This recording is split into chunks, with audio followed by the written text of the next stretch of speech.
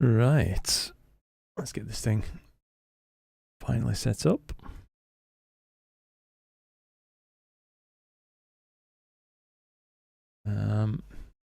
With you momentarily if anybody's joined.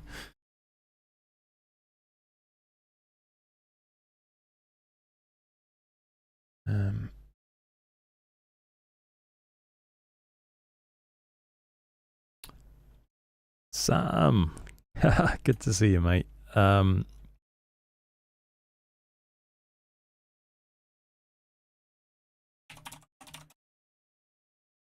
Astroworld TV, Mike Frost, Cymax. How's it going, guys? Hopefully you can hear me and we can kick things off. It looks like my microphone's peaking, but it's shown that before, and good. Yeah, it's shown that before. It's been a total lie, basically.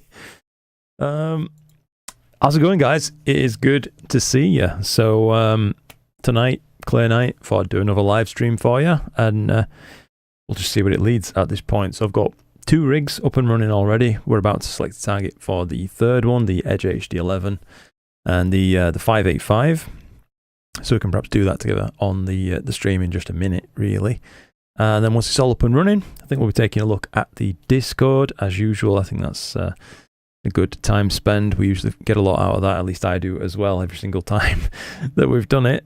And yeah, just mainly catch up and see where the night takes us. That's the plan.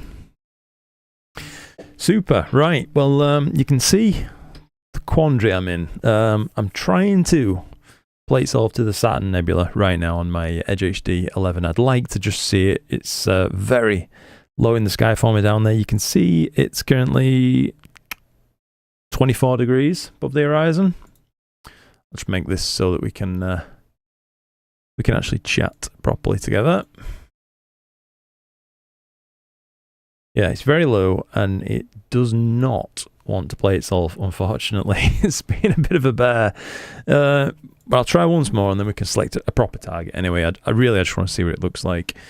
And that's it. But let's go through saying hello and seeing what you guys have been getting up to. So, Sam, Astroworld TV, Mike Frost, OTS Cymax, Sean, OD, awesome to see you all. I do hope you're keeping well. Man, I hope we get a good one tonight. I'm due a good session. I think, yeah, we're running into this plate's all failed again. Claire, nice to see you. Phil Sowerby, I think this might be your first time in a live stream. Phil, if I'm not mistaken, I'm not sure I've seen your name here before, but if it is, welcome aboard. And if it isn't, I'm sorry, I've not remembered. Simon, good to see you, Simon. Sounds good. Thank you, mate. Always happy to hear it. Yeah, it's one of those things I feel like I need to check now at the start of every single stream because usually I just trust it if I can see my microphone peaking in OBS. But I've had it before where I've been talking to the camera for like 5 minutes and people have been like, "We can't hear you." So yeah, just a quick check ahead of time. Mac Frost. All good, thank you, mate. Daniel's Astrophoto, nice to see you, Daniel. Hope you're keeping well. Dan, it is all is going well, Dan. Yeah, I'm doing rather well, mate. Hopefully everything's going super for you guys too. It's nice to see you here. Let me try to get comfortable. Jean Guillemon, hello from Spain. Hello there, mate. Hope you're having a wonderful day. Claire, where are you? Near Leeds. It's like West Yorkshire kind of area, mate, right now. You're in Kent and it's plenty overcast here. Well, hopefully it clears up for you, mate, if you've got the opportunity to make a go of it tonight. That'd be pretty cool. So we're definitely running into some issues with plate solving on the Saturn Nebula. I can't seem to make it happen for some reason. So sometimes what you can do is slew away a bit to force like a realignment, which I'm going to try right now, actually, and see if we can actually just get on this thing for a few minutes. But yeah, if this doesn't work, we're going to jump on something else anyway, so it won't be long that we're looking at this screen. Just to show you, by the way, the second rig is running right now. I'll just bring that on screen. So this is the SQA 106 and the full frame Player One Zeus. One shot colour. Shooting Andromeda, of course. 5-minute subs. And you know what? It ain't looking bad. Nice, nice sharp images from that thing. Always a good time. Hopefully as Andromeda gets up and up as the night goes on. What I'm talking about there, by the way, for anybody who's not aware. You can see its transit through the night sky. Right now I'm imaging Andromeda at 57 degrees, and it's going to go all the way up to 78 degrees right as it passes through the meridian. So usually as things get higher, they get a little bit clearer. Apologies if I'm teaching my gran to suck eggs, you know what I mean? I know most of you know what's going on here. It's just if there's anybody who's a beginner, that might be useful stuff to know. Rashmi, how's it going, Rashmi? Nice to see you again, mate. What do you recommend for a one-shot color light pollution filter? I am in a very light area. Tough, Rashmi. I'm not the biggest advocate of light pollution filters in general, to be honest with you. I have a pure broadband UV IR cut, is what I mean when I say that.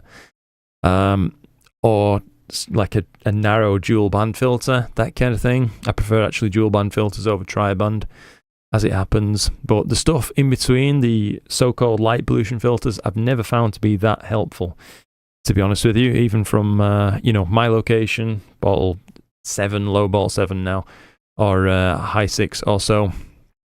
But it used to be worse than it is now, and they're still no good. So it depends where you live. Maybe you live in somewhere ludicrously bad with light pollution, it might be a help. But yeah, I've said this before, with today's tools for removing light pollution from your images, getting rid of gradients, that kind of thing, I really just prefer to shoot wide open, if you like, let all the light come in and deal with it down the line after the fact. I find it ends up with much better color balance in your images overall.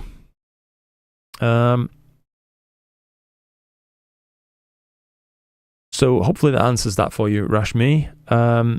Rob, Seven Skies Astro, how's it going, Rob? Nice to see you, mate.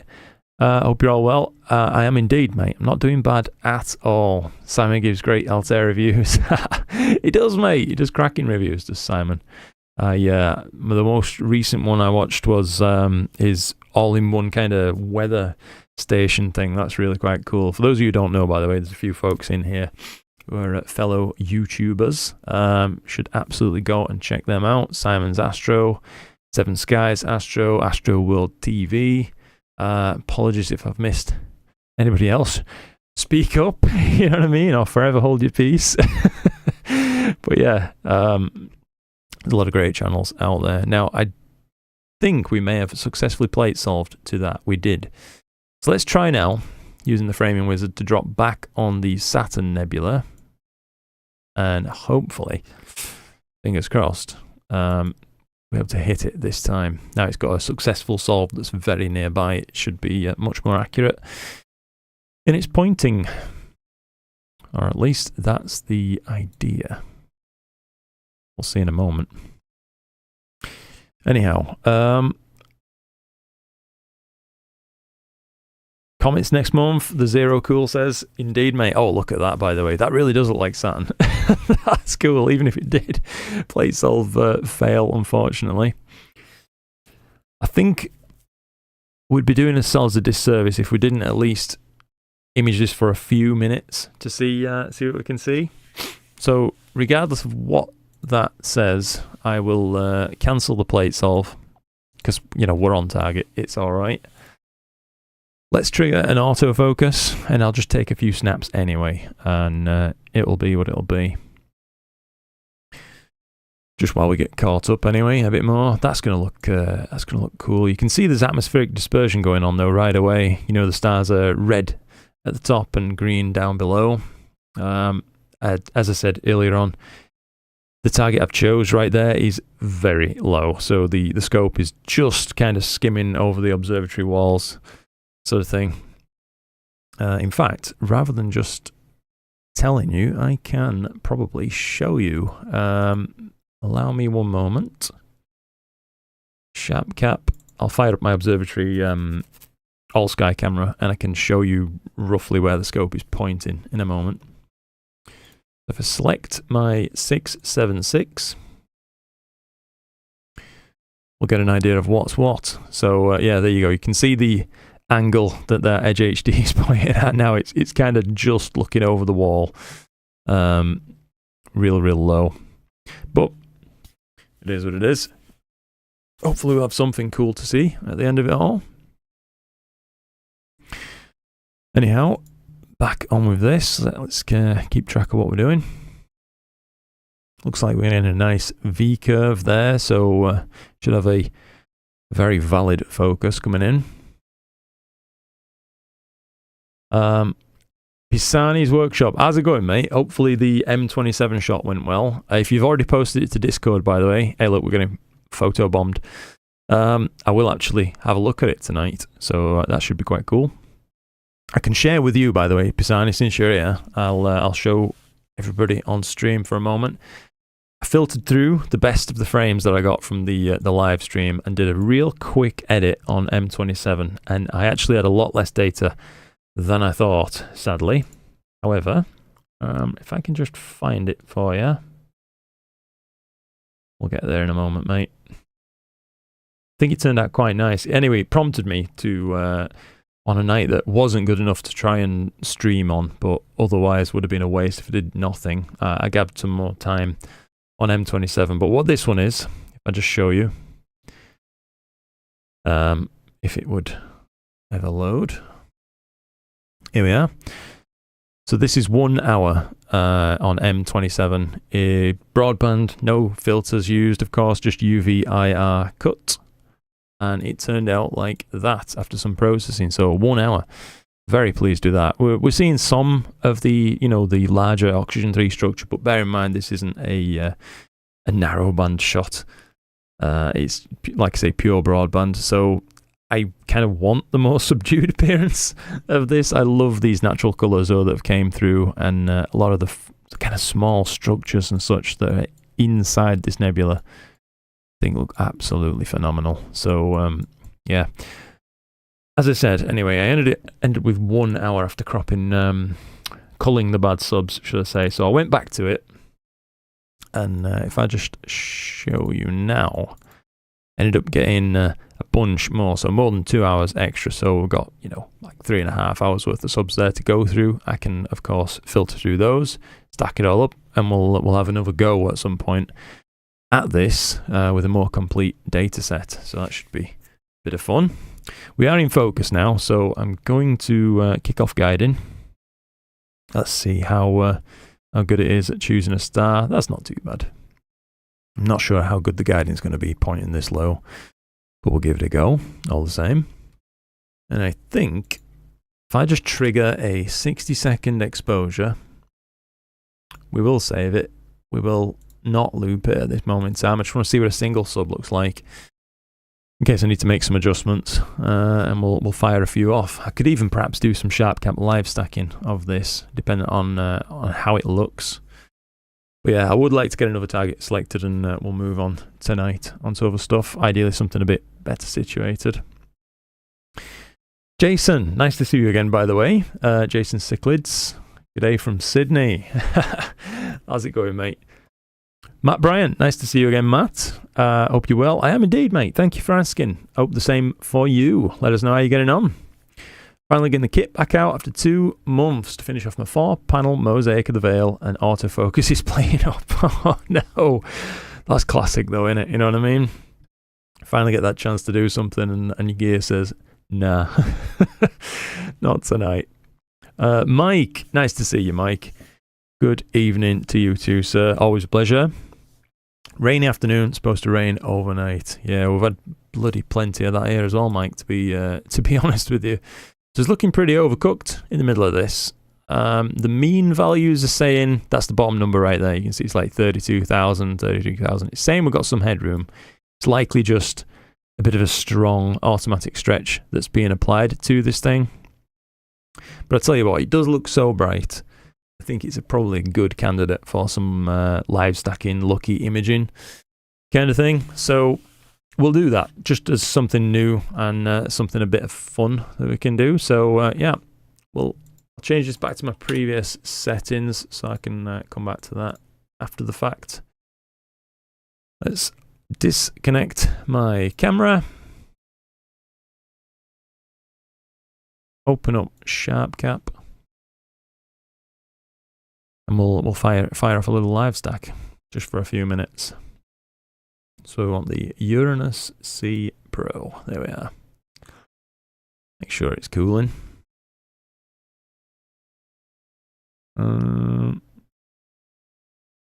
Where's the camera controls? Thermal controls. There we are. Cooler on. Good sirs. Let's have that. -10. Why not? Lovely.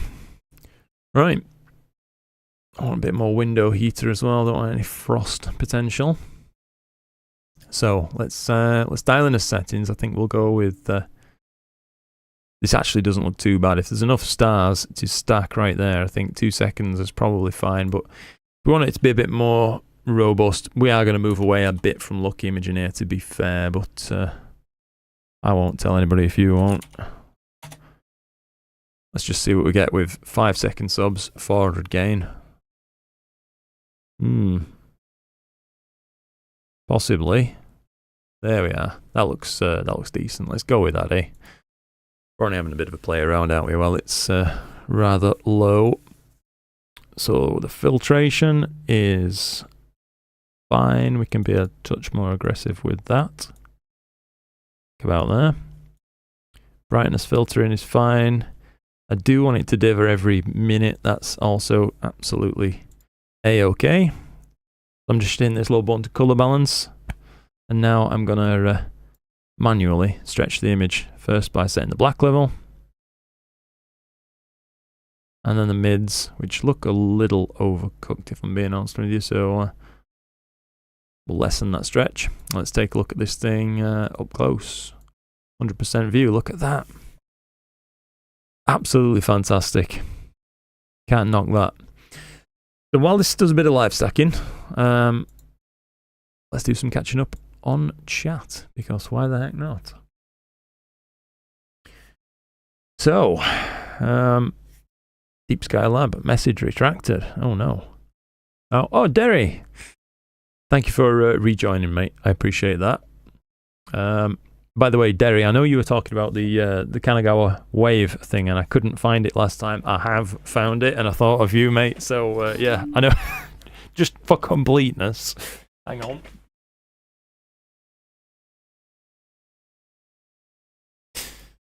I am assuming when you told me you were doing something, you were doing this. Hopefully it's focusing for you. That famous old piece of art. Oops. Apologies for anybody who's thinking, what's he on about? It was just something tying in from last stream, basically. Let's see.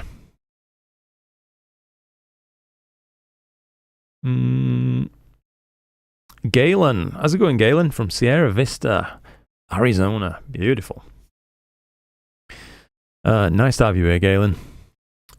Overcast in Cardiff. Oh, mate. Hopefully it clears up for you soon. I'm I'm guessing not, though. It's probably generally worse weather in Wales than it is even here. So, yeah. My fingers are crossed for you all the same, Sean. Is this... By the way, is this weird for you? I don't really know, guys, because I like to have the chat on screen so you can see, you know, what's being said at all times, even after the fact, because sometimes the live chat gets lost, and I know people do come back and watch these things. But does it feel odd that it's at that side and I have to look like away, or do you not care? Either way, maybe I'm overthinking things. It wouldn't be the first time. Zeus, awesome cam. Mate, it is. Yeah, it's a really lovely camera.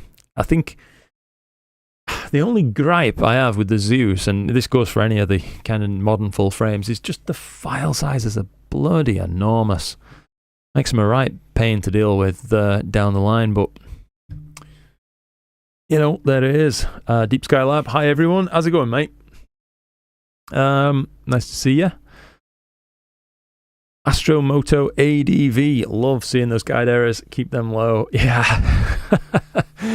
How are they looking, actually? I really wasn't looking too much. 0.9 odd.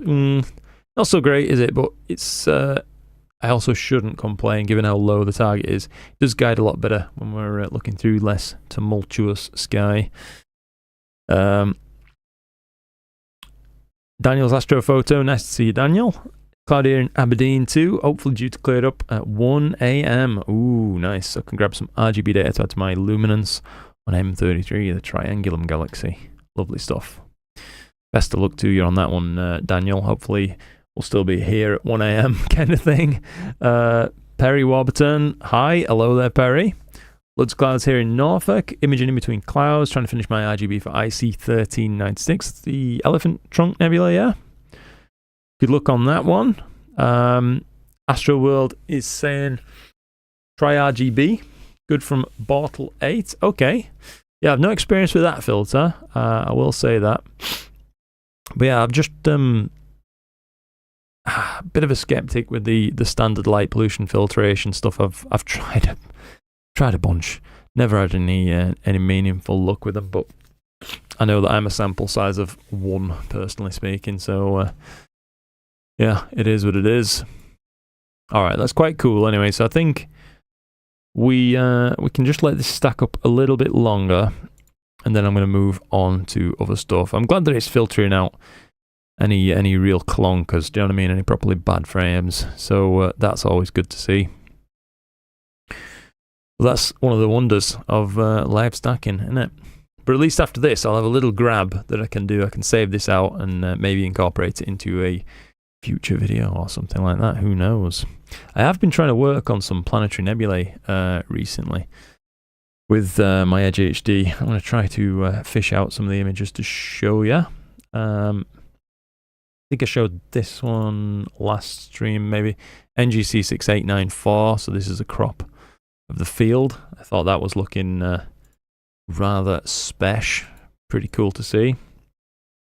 I did M57 recently in narrowband, but also a quick test image. This is 26 minutes in broadband. That came out fantastic. So much resolution. And you can really tell that actually by the fact that you can split up this small cluster of stars down here, like so completely. That's a really good indicator some high resolution's been reached on that thing. You can also see the background edge on galaxy, flat on galaxy that we're looking at. It's a bit of an irregular one. There's all sorts to see in that shot. But yeah, 26 minutes. I was so impressed with that. NGC 7662 as well. Here's the full image, and here is a crop. I think that turned out superb. It's just 35 minutes on this one. Absolute magic. It's been working so well for me, to be honest, as this Edge HD rig. I've got no complaints whatsoever. Well, only complaint I've got is that it's not an Edge 14. But yeah, not too much to worry about there. I've still not gone around to editing this data, the cat's eye. This was just a really quick look in narrowband. I took that with the Edge HD 07 reducer, 533 mono. There's so much structure going on in that thing, but the edit was really crap, to be honest. All the same, you can see a bit more of the outer shell on this shot of it as well. Pretty nifty. What else do I have to show you? The M27 shot that I just shared. That's another planetary nebula, of course. Yeah, that's been one of the things I've been mainly working on. M57, this one taken in narrowband. This was 136 2-minute subs. SHO. And that's an interesting shot. Again, this needs re-editing. I'm not exactly pleased with the coloration that I achieved, but it was just a first stab at it. Not bad at all. And I think that's about all she wrote so far for the nebula that I've been hitting up. What's this one? I've already shown that. Never mind, yeah. So that's what I've been up to. If you guys want to show me what you've been up to, by the way, please do join the Discord channel and post away. Let's see what you guys have been doing. If you've gotten yourself any new equipment or anything like that, I'd love to see it. There is a channel for that too. We usually start stream off once we've established what we're shooting by going through those kinds of things. But yeah, I'll let this just stack a couple more, as it looks like it's getting into major rejection territory here for some reason. We'll just save that out now at 4 minutes and 30 seconds of exposure. A bit pathetic, but it'll do. Close that down. We'll reconnect up in Nina. Get things cooling down, and now we can, with any luck, select a new target together. So, see if we can find some candidates, and I can put it to you guys basically. So my rotation is, I do believe I'm set to 0, am I? Let me just plate solve this image and make sure if it'll plate solve it. I should be so lucky. Yeah. Nope, I'm not seeing it. Hang about then. So you see that's flat on as it's portrayed. The framing wizard has it the same way. So we are at 0 degrees, like I thought. That's fair enough. We just have to manually plate solve that by eye. Not ideal. But all the same, let's crack on. Chat panel's gone. Ever so sorry about that as well. Anyhow, let's find something ideally east and high so we can track it for a while. That'd be absolutely ideal, but we don't always get what we want, do we? The Crystal Ball Nebula. Now there's a target. I will say that. And reasonably low actually, but it's on its way up. So that could be an option, I reckon. How would it look framed up? So 0 degrees, 585, Edge HD. That could look cool. What do you guys reckon to that one? NGC 1514. I think it's a candidate. Definitely. It lends itself to the framing offered by this extremely zoomed in rig. At least I think so. What else do we have that we've got a preview of? The Northern Trifid. I could get a segment of that. Perhaps the brighter region here. That's possibly doable. 1579. I think maybe we ought to ping around a couple of these, you know, and just see what they look like on the plate solve exposure. So 1579. We'll kick things off with that, and we'll just have a little look, and hopefully seeing these things get slewed to is going to help us make a decision. And you see 1579. Let's be having you. Yeah, it is quite low, that. Blimey. Hopefully it's above the observatory wall. Anyhow, load it up if it ever will. Taking its sweet time. There we are. Alright, so I'm happy enough with where it's placed the framing right there. So if we just slew and center and just take a peek. If it looks absolutely garbage in the plate solve exposure, I'll know that, you know, maybe we should take our time elsewhere. But yeah, in the meantime, let's catch up a bit more. Hello from Shefford. How's it going, Stephen? Nice to see you again in another live stream, mate. Hope you're keeping well.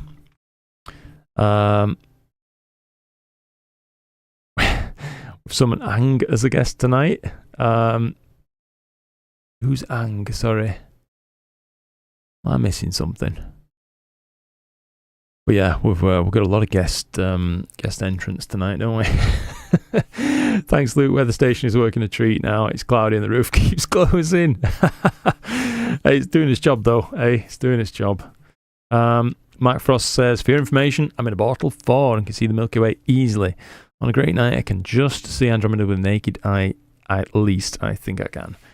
That's interesting, Mark, because I'm going to be honest, I reckon I can just see the core of Andromeda naked eye on the very finest of nights here, but I can't see the Milky Way, interestingly enough. Simon Tang, got ya. Deep Sky Lab says, hi Luke, hello there mate. Just get into YouTube content creation as well. Oh, okay, so another person you should check out. Stuff pushing videos to completion when the weather doesn't cooperate. What's your solve for this? The solve for most things in life, mate, to be honest, just perseverance, patience. It will solve most things in the end, but yeah, just hang in there.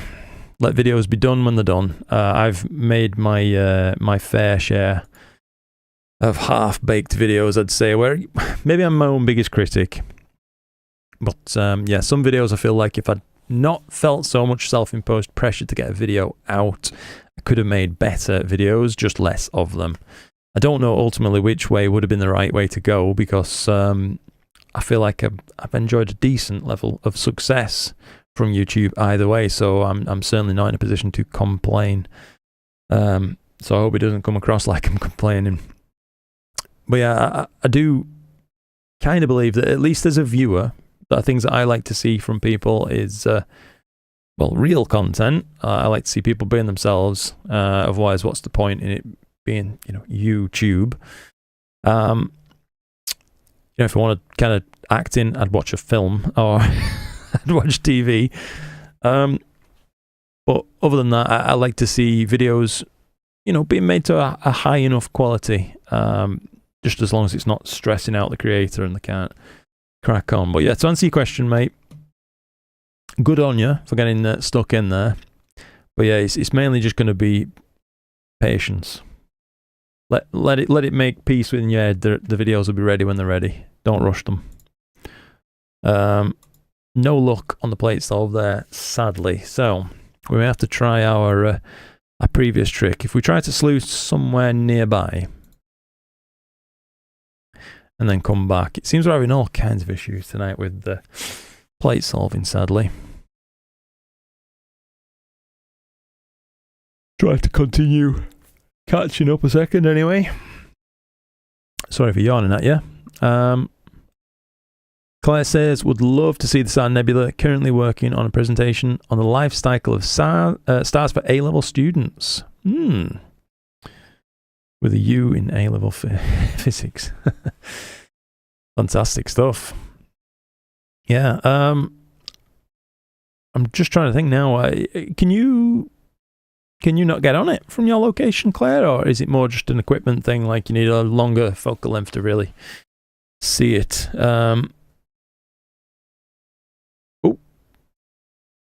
What the eckers has just occurred? Stephen Elixir, FRAS, Fellow of the Royal Astronomical Society. Quite the tag, I have to say. That's very cool. It's always a pleasure to see you here, Stephen, and I just want to say thank you for your support, mate. I do appreciate it. I hope you know that. I will continue to try to catch up a moment. Thank you again, Stephen. You're an absolute star, mate, by the way. I think we've successfully solved on a bit of a denser star field, so perhaps we'll have the same issue as we had last time, where because this is kind of ensorcelled in dust, we might not get a successful solve. There's perhaps too few brightish stars. I may need to increase my plate solve exposure length, but we'll try. Nonetheless, we'll give it a go. It looks like the slew as well from one side of the sky to the other. So we've gone from pointing past meridian into the western sky to now in the eastern sky.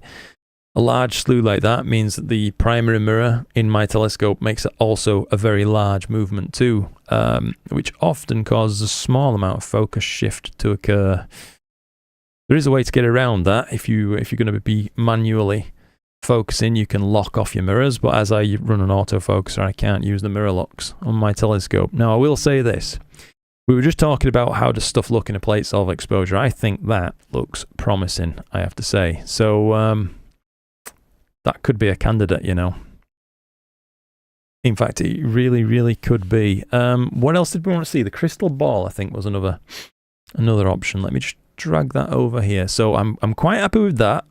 I'm pretty much sold on that, to be honest with you. But I will take a look at the crystal ball just so we can say we've seen it. Oh, in fact, before I do, let me just double check something. Oops. Where did it go? I've lost it. Where has it gone? Have I just gone absolutely blind? That's not it. Well, we appear to be having a rather embarrassing malfunction. Here we are. Crystal Ball Nebula. Alright.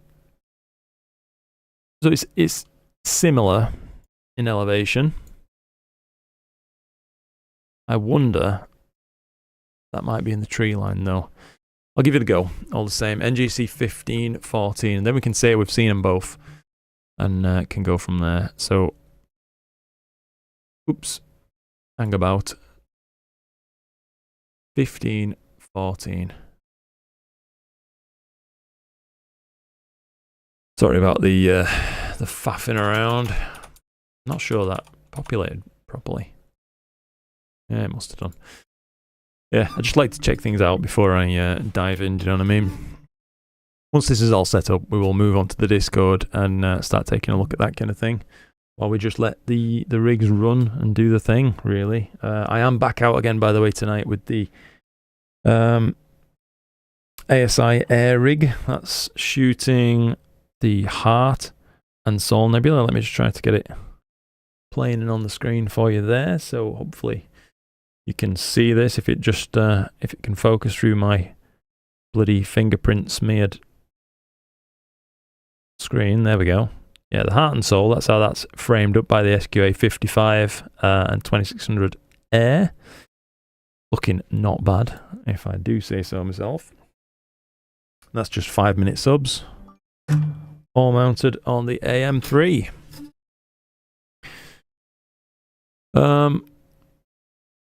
Did I not click slew? That was a mighty fine mistake. Good lad. Right, let's check this thing out. Second rig's working a treat as well. Still, I can just show you right there. Plugging away nicely. Get that on my third screen. Now then, ooh. We can just see it. It's certainly fainter. I'm going to give the nod to the Trifid, actually. Just looking at that, I don't need to go any further. It said the same exposure time there as the Northern Trifid, and I just preferred the appearance of the Northern Trifid. So that settles that one. Now, hang about. It was just here. 1579. So we'll get that locked in. Load image. While we're doing this, I'm also going to turn up my plate solve exposure. I think it's just clearly not quite enough. Maybe we'll go 20-second exposure for a plate solve. Seems like a bloody long time, but we are using a really tight field of view. Sometimes you need to do stuff that seems a bit odd in day-to-day astrophotography to get it to work, basically. But yeah, I will catch up with chat as well. I'm aware I'm slipping behind, but just want to make the most of this little bit of setup time that I've got, as we're largely going to leave this thing untended very shortly while we catch up with the Discord. I'll send you a link to the Discord, by the way, in a sec, unless you guys are probably all members. I don't know.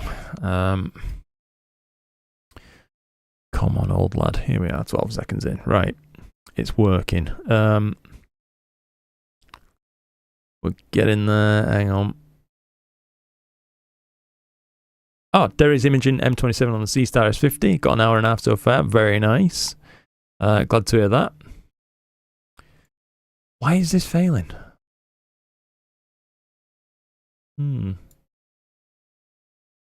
Tell you what, this game ain't easy sometimes, is it? I think I may have to try to trigger an autofocus before I start pulling my hair out with this thing. It's probably the wisest thing to do. Sometimes a fresh autofocus, particularly after a big slew, can be all it needs to get you back plate solving again. Sometimes you can focus. You can plate solve on out of focus stars, but when you've got so few stars to work with, it can help to have them all pinprick sharp. So that's what I'll try. Waiting for the clouds to go in the southwest, Sam. Hopefully they do for you, mate. I really hope so. You're in Ball 2 capturing the Squid Nebula all night. Wow. Well, if there's a place to do it, it's got to be in a Ball 2, and that is one faint target. Good sir. Dumbbell looks great for the exposure time. Thank you, Jason. Yeah, I thought it looked all right, mate, to be honest. Richard Nellia says, great to see you streaming. Hi, Luke, by the way. Thank you, Richard. Yeah, what's the target tonight? Well, as you can see, we're working on selecting that tonight for the Edge HD 11. The other two are doing the same thing they were doing on the previous live stream. So that's M31 and the Heart and the Soul. That's the plan as it stands. Bit of a wonky looking bottom right there. Never been accused of having a wonky bottom before, but there it is. Hopefully it'll fill out the right side of that graph, making it a bit more robust. 51, 320, yeah, it's moving out that way right now, actually. Anyway, once we've got this solved, we'll be cracking on, of course. Very nice M27, one-shot colour. Thank you, Simon. Yeah, it's surprising what you can get these days with the short amount of time and a one-shot colour camera, I have to say. Very, very promising stuff. Indeed. Not entirely sure I agree with where it's placed that prime focus point. If I was an arguing man, I'd have probably said it was more like 49, 820. You know, I may actually just... Nah, I'll leave it. Anyway, I'm talking to myself, aren't I, at this point? I'm just trying to keep you in the loop while I seemingly waste loads of time. Come on, you bugger. Work this time. I submitted an image for Image of the Week. Oh, Dan, I've got you. Under the noob category. Cool. Good evening, everyone. Who's got clear skies? Me. What imaging tonight? I was just gone through there. Derry, M31, Heart and Soul, and now it's going to be the Northern Triffid with the Edge HD 11. Milkman, how's it going, mate? Nice to see you, as always. Good evening, Luke. Good evening, everyone. Hope all is well with you. Good to see you streaming today. Thank you, bud. Yeah, it's good to see you too. Always a pleasure. Hope you're keeping well. Did it work? It just worked. That's awesome. So all it did need was just a refocus, basically. So we are good to go. We're off to the races and all that good stuff. Just going to make a legacy sequence because I'm a simple man with simple needs. Now I'm going to click slew to target even though we're already there, just so that when I save this out, I don't forget to re-enable it next time. I want a loop. We'll have 300 subs. That's going to be 5 hours because I'm going to use 60-second. 60-second at subs. Dithered every 4 minutes. 4 minutes. It's got to be enough. Autofocus on the start. After each degree, or how about we go after a 10% HFR increase? Or we'll leave both triggers. Why not? Can't go wrong with too many autofocuses, really, unless it gets ridiculous. So now I've set this up. I'm going to hit save. NGC 1579, just so I know. Northern Triffid. Donk. And now before I hit play, I don't want it to, needlessly go through slewing, etc., and an autofocus on start. So we can save ourselves a bit of time by unticking those. Just hit go. Now it should pick up a guide star and kick things off, largely. Let's let these first subs come in and see what things are looking like. Make sure it's all working as we expect. And then, like I say, yeah, bit of Discord time, I reckon. See what's going on there. Now, Siderium. How's it going there, mate? I think it's the first time I've seen you in a live stream, so I want to say welcome to you. Nice to see you. Andro, how's it going there, mate? Fruity Records. Evening, Luke. Evening, mate. Good to see you. What are we up to? A bit of this, a bit of that. You know how it is. Anton, clear skies, everyone. Thank you, Anton. Right back at you. Theodosis Papadopoulos. Good evening, Luke. Good evening, mate. Don't you use multi-star guiding on PhD? I do, occasionally, yes. So I've just allowed it to do its own thing, which should have enabled it to do multi-star if it wished. But it appears that there aren't enough robust stars in the field of view for it to kind of do that. Could have maybe done that one too, I guess, but yeah. Sometimes, I will say this, multi-star guiding, it's not flawless. There are times when I would rather choose a star manually myself, just one, and let it do its thing. The amount of times that I've been having weird guiding issues and doing that has solved it. I'd probably need to take off my socks to be able to count that number. But yeah, 16, so that looks alright, you know. I think there's going to be plenty to see on there. Interesting. Neovo, just about to go to bed. Get you to bed, mate. I'm sorry.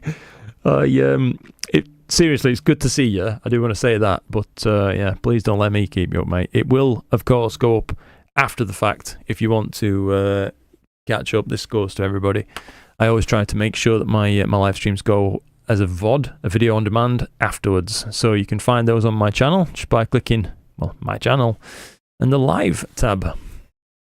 So even when I'm not live, they'll be all stacked up there for you. There's a big archive of past live streams now where you can catch up on them. What's your scope? Asks Dustin. I've got a few. Yeah, I've got a few, buddy. So the one we're looking at right now is a Celestron Edge HD 11. I'm currently running it with a 0.7 times reducer and a 585 camera from Player One. That's the Uranus C Pro. The other stuff I have in my observatory, I've got an SQA 106, an SQA 55. I've got a 8-inch f4 Newtonian. I've got a Maxitov 180. Some smart telescopes, a Dwarf 3, a C-Star S50. I've also got a C-Star S30, but it's broken, sadly. There you have it. But yeah, I've got a few things, mate. A few things. Matt Bryant should be cleared around 12 for Cardiff. Okay, just cleared here in Bristol. That's good to hear, mate. Just talked to friend into upgrading his unmodded DSLR to Uranus C, uncooled but with the ACS. Got ya? Says Ushi.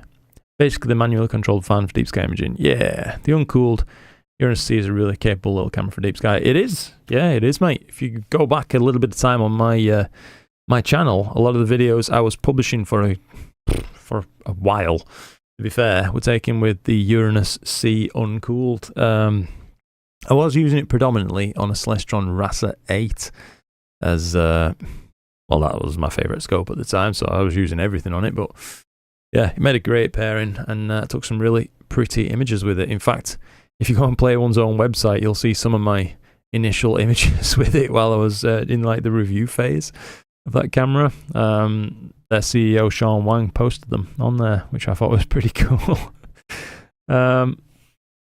Anybody with a tutorial for the Nina live stacking? Sadly, not me. Yeah, I know. I'm aware of it now, thanks to being told about it in the previous live streams. Oh, excuse me. Sorry. But yeah, I've not tried it out yet. Not even upgraded Nina, to be honest, so far. We're just, we're doing what we're doing. Getting by. Supra, nice to see you, mate. I hope you're doing well. I hope you're keeping up with the art, by the way. I will say that. I'd love to see what you've been getting up to. Richard says, clear here in West Somerset.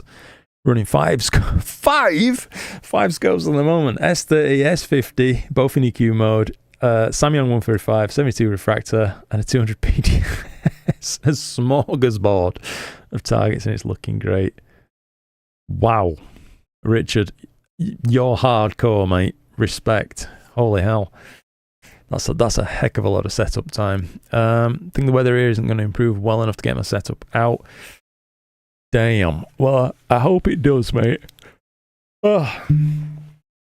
Do a bigger zoom at the end for us folks on the phone if you get a chance on Sharp Cap.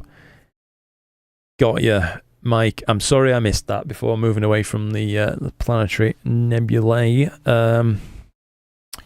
Give me 2 ticks, Mike. I might be able to get the image up for you again, to be honest, because it should have saved it out. Sharp Cap captures. And we're, of course, on this. Whoops. So this is what Sharp Cap saved out. Unfortunately, it's a bit too much stretch going on there, and I'll have to turn off the auto stretch and reset it. That's kind of what we're dealing with. I'll manually stretch a tad bit for you, so hopefully you can see, Mike, if you're still watching on phone, buddy. But that's what we were seeing with the Saturn Nebula. This was 4.5 minutes, was it? I'm seeing some evidence of coloration creeping in right there. Pretty nifty to see.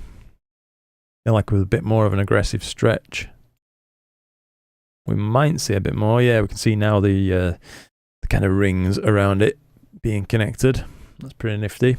But yeah, with some processing, that might look all right, but really it's just a snap. Do you know what I mean? That's all it was intended as. I'll make sure that ASI Fits Viewer resets itself. It does. That's absolutely fine. Whew. Hopefully you caught that one, Mike. So pretty consistent on HFR tonight. Yeah, not too bad. 4.5, 4.4 at a lowest, up to 4.85 or something. At a highest, 8.3. There it is. Not too bad.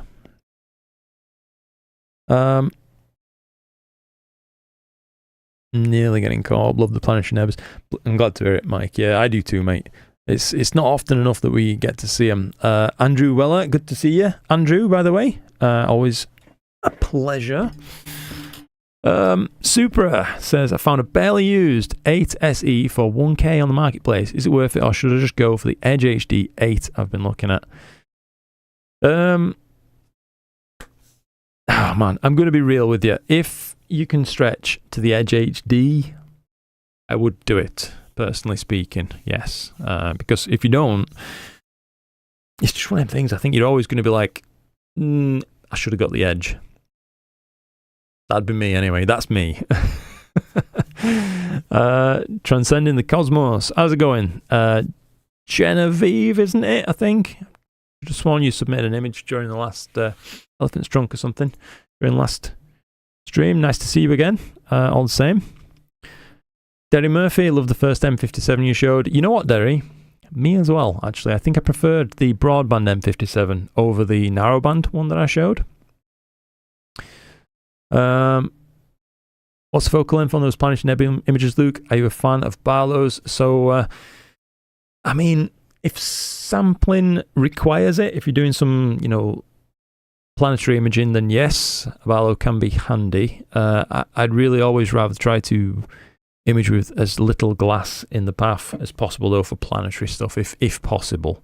Or if you are going to have to use extra glass, use good glass, high quality Barlows, etc. That said, don't worry yourself about it massively. Most of those planetary nebula images I just showed you, in fact, I think all of those ones were taken at 1960 mils with the Edge HD 11. 5 rigs keeps you busy. That's one way to put it, mate. Where are we? Recently finished on M33 for now. Nice. Unfortunately, I've been able to do anything due to health reasons for a month now. I'm sorry to hear that, Sean. I hope things are looking up for you very soon indeed, buddy. Stephen said, thank you again, by the way, Stephen, for your very kind donation earlier. Evening, Luke. Evening to you too. WR134 and the Crescent tonight from North Wales. Ooh, yes. Good stuff, Stephen. Yeah, I'd love to see the end result from those for sure, mate. Isle of Wight Taekwondo live. Hi everyone, been enjoying the recent clear skies. Good to hear it, mate. Yeah, make the most of it, I say. Andrew, was it Kelly last week and the Milky Way was on show? Oh, that's so good, mate. I really do want to properly see the Milky Way naked eye. Now, I have finally seen it a little while back. We kind of drift to the coast near us. So the coastline I always go to, it's about 75 miles away. It's called Scarborough, on the North Yorkshire coast. And on the way home, because we came home late, it was pretty darn dark. And we pulled over into a lay-by, got out of the car, let his eyes adjust, and sure enough, Milky Way hanging overhead. Pretty mad thing. First time I've ever actually properly seen it, I would say there. Now, I reckon we were probably out in about 3/4, somewhere like that. Probably maybe a high 3. I can't really exactly remember, but I did check it out after the fact using light pollution map just to see roughly what it was. But it was unmistakable. Do you know what I mean? You looked up and you were like, whoa, there it is. Easy as that. So I will say it felt pretty sad going home and seeing my skies by comparison, though. Goodness. Like someone had turned half the stars off. Lubo. Oh, Andy. How did I miss that? Andy Weller with the £10 donation. Thank you so much for that, Andy. You're an absolute superstar, mate. And Deep Sky Lab as well sent 5 memberships, so welcome aboard to the new members. Thank you very much indeed for that as well. I'm sorry I missed that, guys. I must have been so wrapped up in chat. Hang about then. Let me just let me catch up. I'm definitely falling behind. And then it's a bit of Discord time once we have. It looks like it's unsatisfied with the focus there, so it is now outside of that 10%. And it's triggered one. Lubo says, hello. Hello there, Lubo in China. Nice to see you, mate. As always a pleasure. Big heart right back at you, buddy. Doug Finch says, greetings from Birmingham, USA. How's it going, Doug? Nice you to come and spend some time with us. Always nice. Matt Bryant says, I do have a YouTube channel set up as well. I only have shorts at the moment. No wrong with that, mate. Yeah, no wrong with that. I think shorts are a really good way to kind of grow your subscriber count, particularly. Now, there's arguments that can be made about a few things here. Some people would say make the type of content you intend on making long term and just kind of stick to that. If you have the bandwidth available to you, you know, you've got the energy and the time to make, let's say, shorts as well as long form content, then by all means do that. Or better yet, rather, repurpose some of your long form content into shorts, and then it's really not that much extra work overall. But yeah, shorts especially can get you a lot of subscribers very quick because so many people see them by comparison to long format content, just simply due to the nature of how it's consumed. It's, you know, what's up next on the scroll. One thing I will say, if you do start doing long form content, Matt, don't be disheartened, because the likelihood is your long form content won't perform as well in terms of subscriber gain and things like that and view count as your shorts do. Don't view that as like anything that you're doing wrong. It's fully to be expected. Don't be put off. Just keep on doing it if that's ultimately your plan. It's totally normal. They are two totally different things, and there is some argument about how much audience transferability there is between short form content viewers and subscribers gained to do that kind of thing, versus how many of those also watch your long form stuff. But yeah, I've probably completely over analysed what you just said there, but all the same, I've made a couple of YouTube videos. I know a thing or two about it. Lubo says, foggy here. In the last month, there was no one full clear night in here. Wow. I think, weren't you just having the rainy season or something? I've seen on the news, Lubo, there's a massive bloody storm hit, much of the world today, I guess, in Asia region anyway. Sad to see, actually, to be honest. There's already been quite a bit of loss of life. Jason's Cichlids says, making constant videos is extremely challenging. I went through a phase of weekly videos for years, but it became too much. All credit to you for keeping up with creating content, Luke. Thank you, Jason. And mate, I fully understand and empathise. Yeah. It was the same for me, to be fair with you. Before I had my son, I was probably harder on myself than I am now. I would say that. So if I missed a week or something, I was like a couple of days late on my internalized upload schedule that I felt like I must adhere to, which was weekly. I'd be like ripping myself to bits. And it's just no way to go about things, especially with something like astrophotography, because, geez, man, there's so many times you're limited not by your own enthusiasm or time availability and things like that, but the sky. It's we're at the mercy of it. But yeah, fully understand, mate. Keeping up to once a week is bloody hard in astrophotography, I'd say. In any category, to be real with you. I think there's more that goes on behind the scenes than I initially anticipated going into YouTube. I will say that. No, it's not like I'm complaining, because I'm not. I've got a lovely job, and I feel so bloody lucky. Really, really, really lucky to be able to do this and support my family. And it's thanks to you guys. Really, it is. I want you to know that. But yeah, like I say, it might sound like I'm complaining. I'm not. I'm extremely privileged to be able to do this as my job. I do love it, but I needed to make sure I had a better relationship with creating content, basically. Thank you again, by the way, Stephen, for that, buddy. That is superb. Deep Sky Lab is off to make dinner for the kids. Good on you, mate. I'll jump back on if you're still going. Thanks for doing these streams. Really enjoy them. I'm really, really glad to hear that, mate. Yeah, I do like doing them. It's nice, really, to just chat with you guys, see what you're getting up to. On the note of making dinner for the kids, I'll jump off on another tangent, if you like. You probably don't, but I'll do it anyway. Just lately, I'm trying to... So I made a decision after my son was born, of course. Leading up to it. I wanted to try and make sure that I would make the most of my available time, because obviously, like I was just talking about, I'm very lucky I get to do this as my job, which means I get to spend quite a bit of time at home doing other stuff as well. A lot of that is cooking. I do like to cook. I've always enjoyed doing it, but since having my son, I really made a conscious effort now to try to make sure that we're eating home-cooked meals every single day without fail, with as few...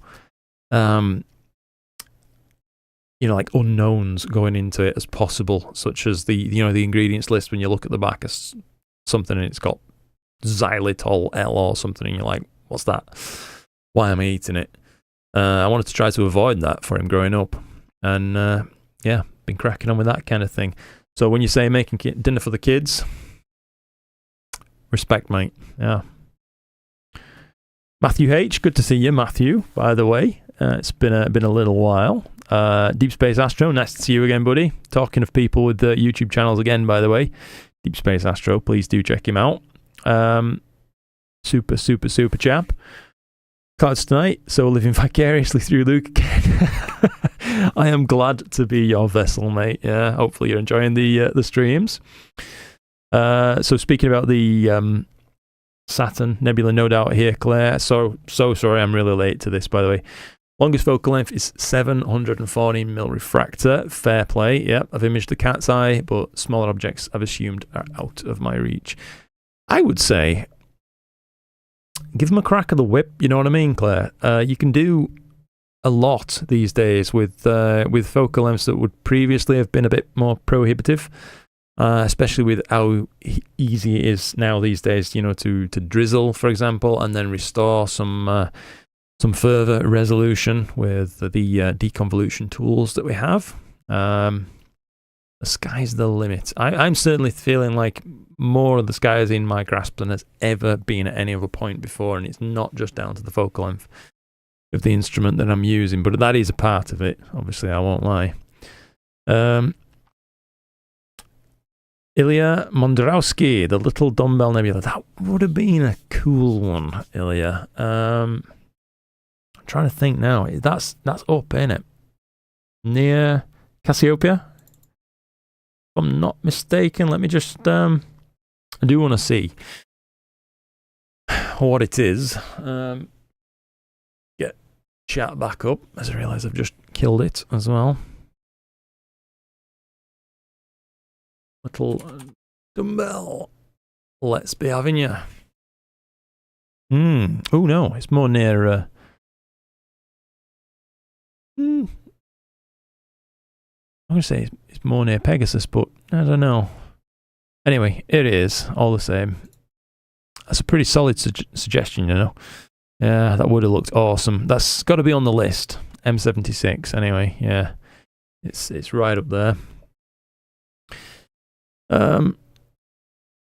Let's see. Matt Bryant, someone clearly has new kit, so the clouds are out to ruin it for most of the UK. Always the same, yeah. Always the same. Have you thought of getting a linear focuser for your F11? You can ask Dylan O'Donnell for the details of his setup. For the Edge HD 11, I'll be honest with you, Lubo. My focuser, like searching days, are done. I absolutely love that Oasis focuser Rose. Now I've had it for a while and I've like really used it. I'm absolutely chuffed with it. I think it's probably the best focuser I'm ever likely to get for the Edge HD 11. It allows me to maintain that kind of thumb wheel focus should I want to do visual. It enables really quick switching between hyperstar or reducer or native focal length without any faffing around whatsoever, to be honest. And it works well. I mean, you probably saw one of the worst autofocus routines we've ever witnessed on it earlier on if you came on, but it's still got it at the end of the day. Most often my curves are looking like that and I'm just really happy with them. But yeah, let's see. Krellon, think you're shooting through clouds, mate? Check out the window. I will, mate. Let's have a little peek. Let's have a peek together. The reason I'm thinking it might be clear is because M31's still looking alright. But it can't hurt to check. Certainly not. So let's have a little look. What I'm going to do, I'm just going to set off the observatory all-sky camera and I will be back to you in 2 wags of a dog's tail.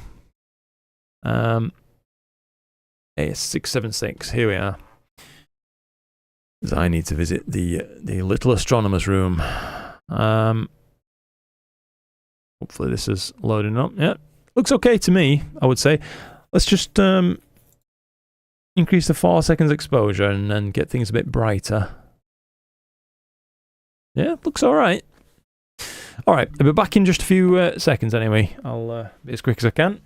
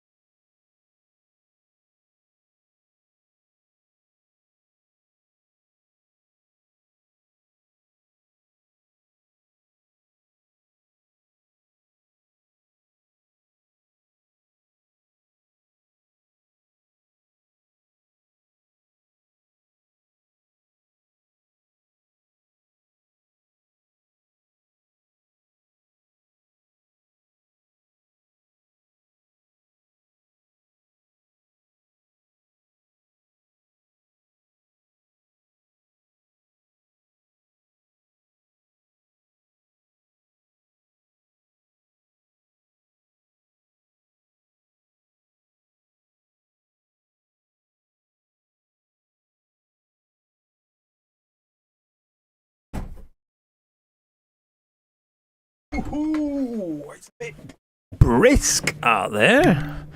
Certainly feels it anyway compared to in here. Yeah. Anyhow, so it's clear. Thankfully, we're doing. Oops, we're doing all right. Wrong window, Lukey boy. Let's close that one off. We'll keep monitor on this 2 minutes while I'm just playing catch up for a second. Right. Oh, crikey, what's happened? Thank you again, by the way, Andy Weller and Deep Sky Lab. That was extremely kind of you. Thank you for joining, by the way, as well. That's really cool. And Milkman. Oh, bloody heckers, mate. Thank you very, very, very much indeed for that. That's really kind of you, buddy. I do appreciate it. Really do. Welcome aboard, by the way, all the new members. Thanks to Milkman. Thank you again. Oh, Daniel's Astrophoto as well. Crikey. Thank you, Daniel. I appreciate that as well, mate. Really, really I do. Where were we? Where were we? Oh, Stan, you're a legend, mate. Thank you for the Discord link. I will pin that. So, nice to see you, by the way, Stan. I didn't realise you were in. But yeah, he's just provided a link. So if you want to get in on the Discord goodness, we do have a pretty big active Discord now. And one of the things we like to do, well, every live stream really now, we incorporate it as part of it. We'll go through, take a look at the community, new gear acquisitions, and new images, effectively. And it can be whatever you want it to be. If you do want your images kind of critiquing or something like that, then I'm always happy to do that as well. Now, I do wonder if we're seeing a bit of a creep going on here, because I could have sworn it was a little bit higher in the frame earlier on. Oh, yeah. Looks like Dither's being maybe a touch aggressive, but all the same, we shan't worry ourselves overly muchly. Let's get cracking. I had issues plate solving with my Edge HD2 when using ASTAP Plate Solver 3. Works better with high focal lengths. Good to know, MC. By the way, nice to see you, MC Arono. Chris Radford is imaging the Elephant Trunk Nebula CT8 294MC LXtreme 4th night. Ooh. Very nice. And you got 2 hours so far tonight. That's going to be a good deep image, I would have said then, Chris. So good on you, mate. Typical night setup. Yeah. Deep Sky Lab says, I always have to refocus after the slew for plate solving to work reliably. This is on a C11 Edge. Got ya. Same thing, dude. So I switched to Nina's advanced sequencer. Go to no play solve, autofocus, blue and center. Right.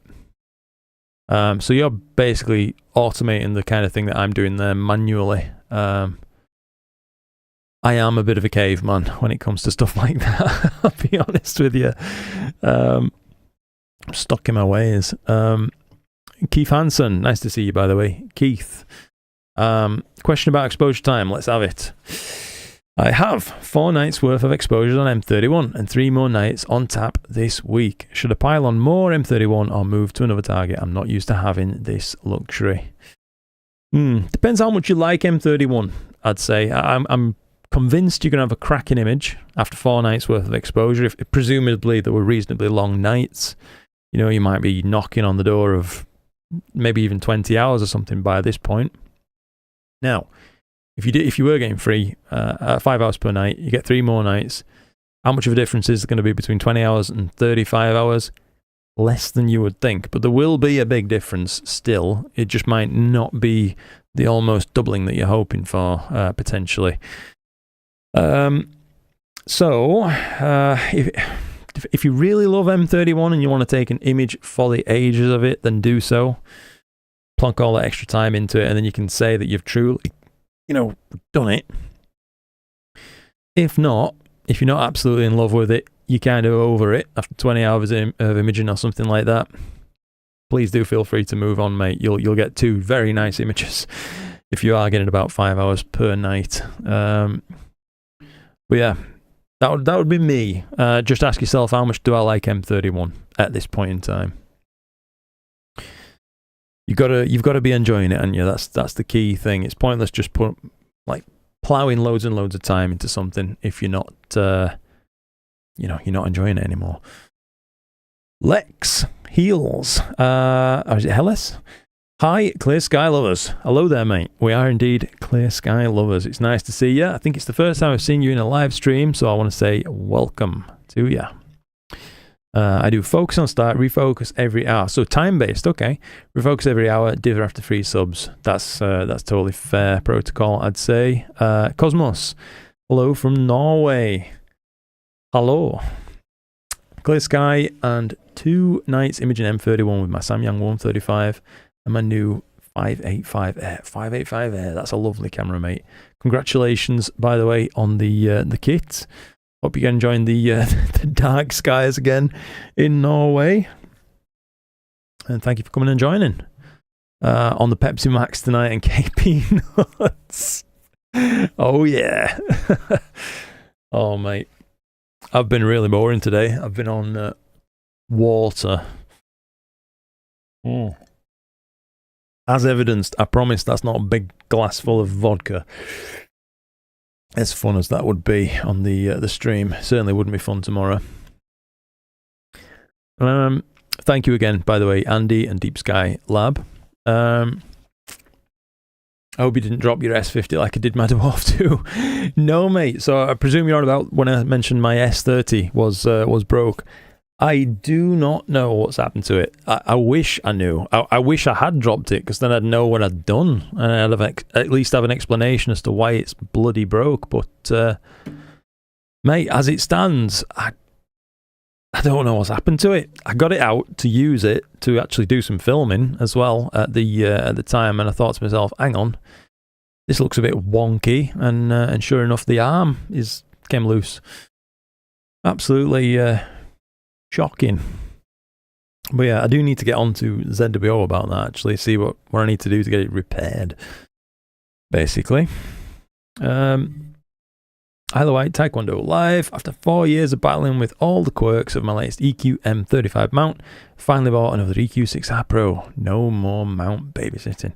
It's a good feeling, mate. Yeah, it's a good feeling. I'm sorry your EQ M35 gave you such trouble, but you know what? I admire perseverance and the grit to not just give up, but to to change, adapt your gear. Good on you. RTube, hi Luke, been watching for a little while, but just started to know the community. Okay, I think it's my first time seeing you in a live stream, so I'll say hello to you too. By the way, it was your review that made me decide on the Uranus C Pro. Nice. I hope you're happy with the camera, mate. I still very much enjoy mine, rather. Looks like could do with an ADC. It depends what you're doing, I suppose. Yeah. If you're doing planetary imaging and the planets aren't that high, then absolutely.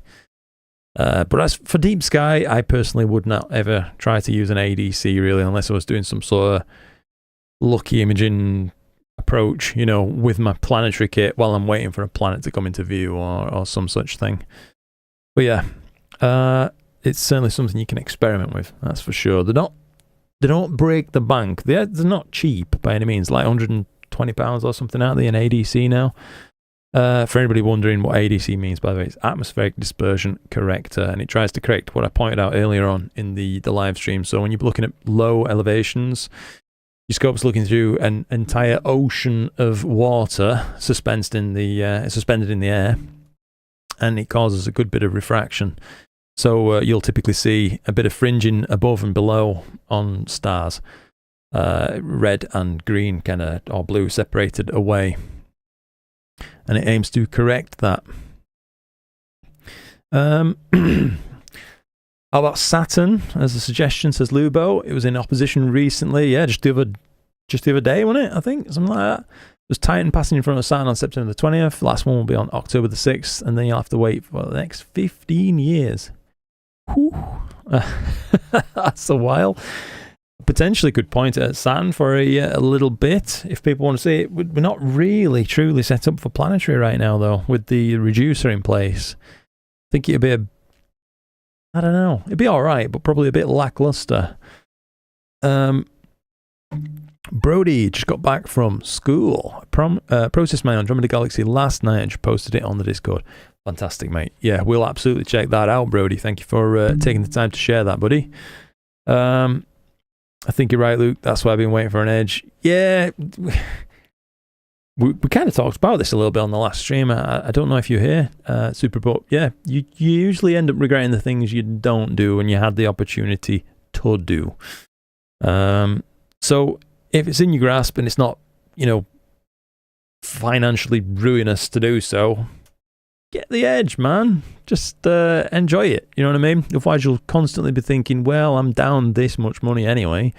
I wish I had got the edge, or all that kind of thing. At least that's what I'd probably, get. I am Genevieve. Thank you for remembering. I knew I'd remembered. There we go. You're more than welcome. I try to remember people's names as much as possible. By the way, I will say I probably shouldn't have just gave your name like that. Some people don't want to be called by the name. I've, try to be respectful of whatever people want to be called. So if you just would rather me mention you by your screen name, do let me know. Derry Murphy says, just was outside a huge bank cloud on the way in the next hour. Ugh. Hopefully not for me too, dude. There's a relationship between Titan transits and Earth's rotation. Interesting. They all happen around the same time, favouring America. Didn't have one happening over China. How odd. Hello there, Otto, by the way. Just taking a momentary drink break there.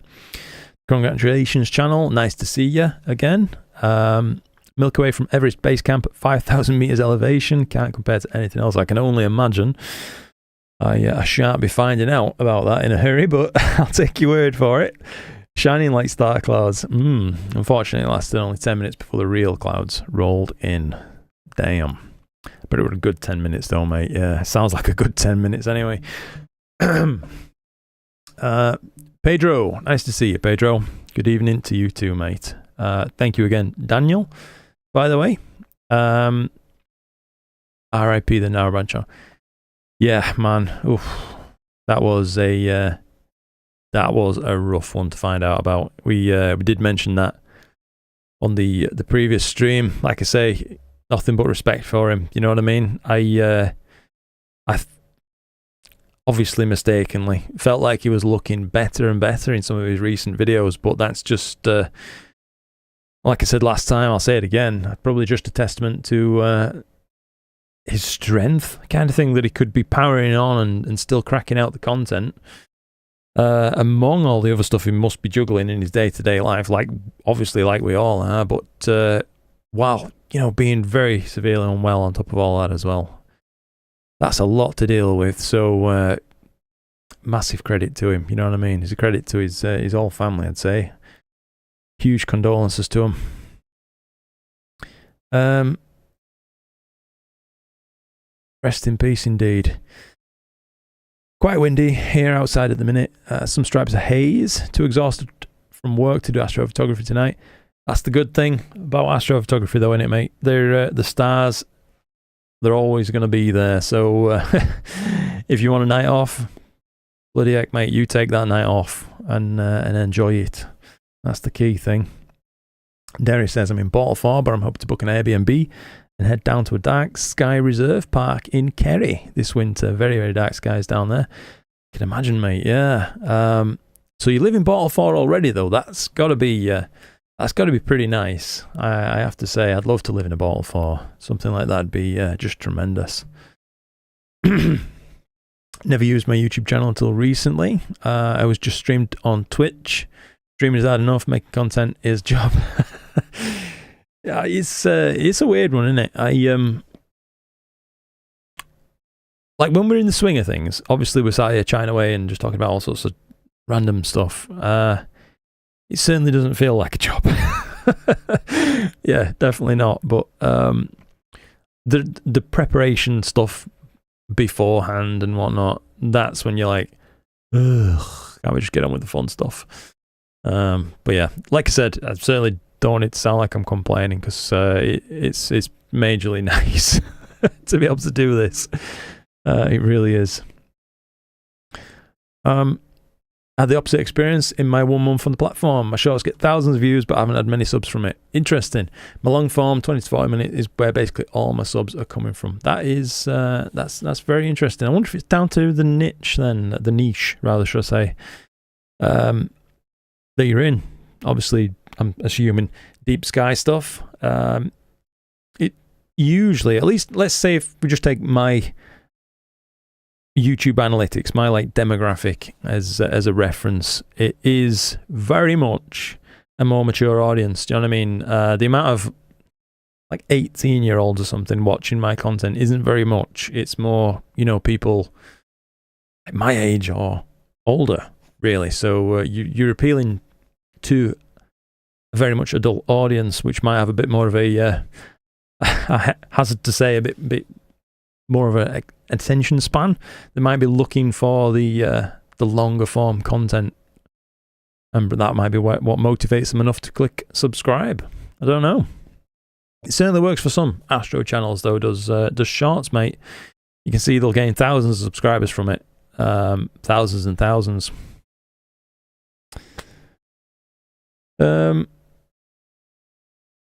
Very interesting though that it's gone the opposite way for you.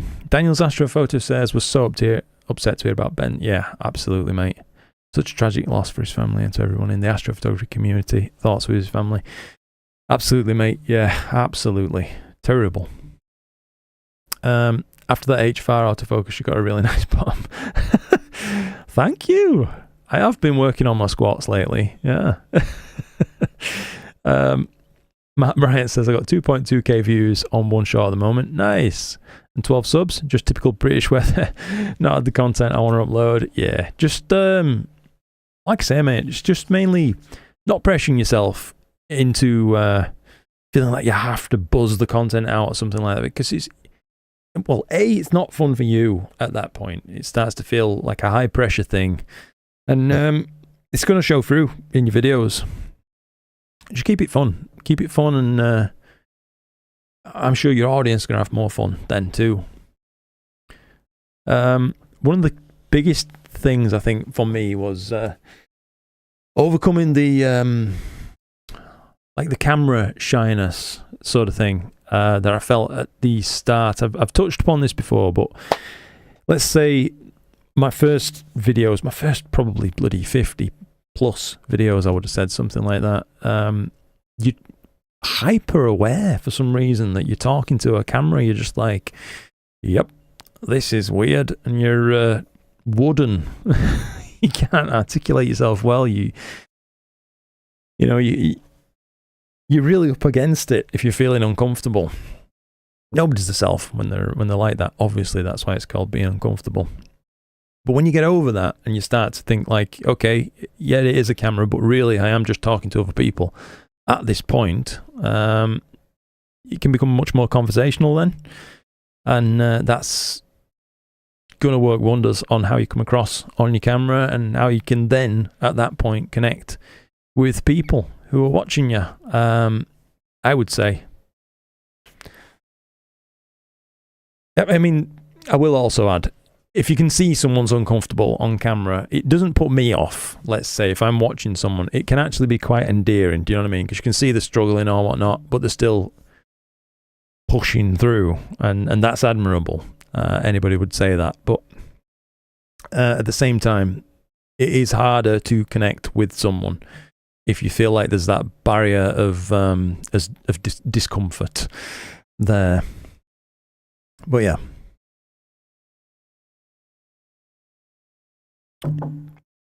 As for me now, though, I can just talk nonsense, as you can see. Very good. Oops. Get myself comfy, wumpy. Saturn sings a silent tune, celestial waltz beneath the moon. Giant's grace in endless space, majesty we can't replace. Very nice. I liked that. Having the sky limit you creating content throws a spark in the works. It does, buddy. Yeah, it really, really does. First week I didn't upload a video, really hurt, and I was surprised how much I struggled with it, but I needed to do it. Yes. It's a complex one, I think, YouTube. Like, you will see some channels, or at least I've kind of watched them, where you'll catch a creator kind of early on in their, let's say, in the growth overall, if we're just taking subscribers as a metric by which we can judge it by. You'll catch someone and they'll upload infrequently, but every video is an absolute banger.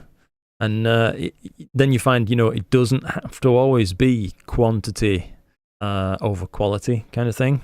Certainly it can be the inverse is fully true. Just a few great videos can really turn a channel around.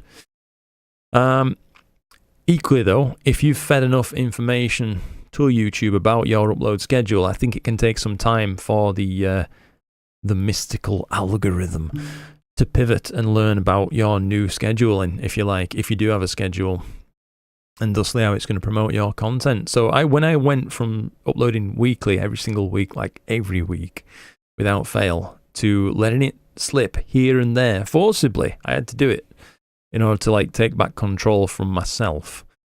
As bizarre as that sounds, I noticed obviously a more than expected slip in the amount of views that I was receiving, and that's due to obviously my videos and channel not getting as much of a push as it previously would have done due to that consistency being a factor.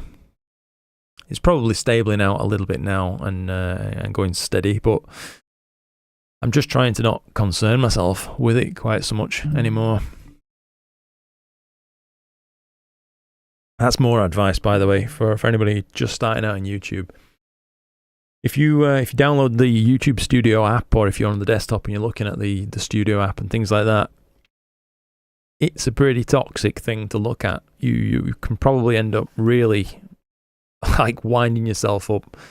I certainly have done plenty of that. It feels terrible, like if you put a load of effort into making a video and it just bombs. It feels so bad. It can ruin your whole week kind of thing. And then you'll have the other stuff as well that just leaves you feeling baffled. I've had this happen a few times where I'll make a video that I think is just like, oh nice, I'll just piece this together and put it straight out. Like an hour all in or something, the fastest videos you're ever going to make, and then occasionally they'll just go, oh yeah, let's just fly off the handle and be one of your best performing videos. That can also feel like a bit of a defeat for you, oddly enough, even though your video is doing well. Because you feel like you've got it figured out, and then something like that, and there's no rhyme or reason to why it succeeded, and then your hard work videos don't. It's bit of a weird one. Sorry about the random musings on YouTube, but it's, well, I find it interesting anyway. It's I would though, wouldn't I? I hope they're not in deep to paying medical bills. Oh yeah, true. Considering how expensive healthcare in America. Hope they get the help they need. It's so sad. True, mate. How many hours do you guys recommend on M31 to get nice hydrogen clouds visible? Kind of depends more on just, rather than just pure integration hours, what filtration you're using, if you're using filtration, what your skies are like, what the capture conditions are like. So making sure you're capturing not around a moon phase, for example. You want to be around new moon to get your best data. What your sky is like at home as well. So there's a lot of factors that go into that when you're trying to achieve a specific thing, such as hydrogen knots of nebulosity. But generally speaking, the conventional wisdom applies: the more the better. Oops. Big fan of the mini biography. Super. Well, I'm glad you enjoyed that one, mate. The Galileo Galilei one. That was I had a lot of fun making it. I will say, when I was talking about videos that unexpectedly bombed, I kind of expected that one to bomb, and it didn't disappoint, shall we say? But I'm not completely put off. I do want to keep on doing them. I'm thinking the next one's possibly going to be Nicholas Copernicus. As we did make mention, of course, while talking about Galileo and his reference into the heliocentric model as put forth by Copernicus. But yeah, I'm thinking he could be a good next video. Plus, I know I'm probably going to try to incorporate the painting side of things again. I'm doing an oil painting of Copernicus at the same time. He's such an odd-looking dude. He really was. Or maybe it's just how portraits were done back in the day, but that should be fun to do. Yeah, at the very least. Thank you again, by the way, guys, for the support. You're absolute superstars. Just catching up a little bit more. My new setup is a fishing umbrella with a diesel heater. Really nice. The temperatures are below 10. Yeah, absolutely, mate. Aaron Williams, nice to see you, Aaron. Hey, Luke. Hello, mate.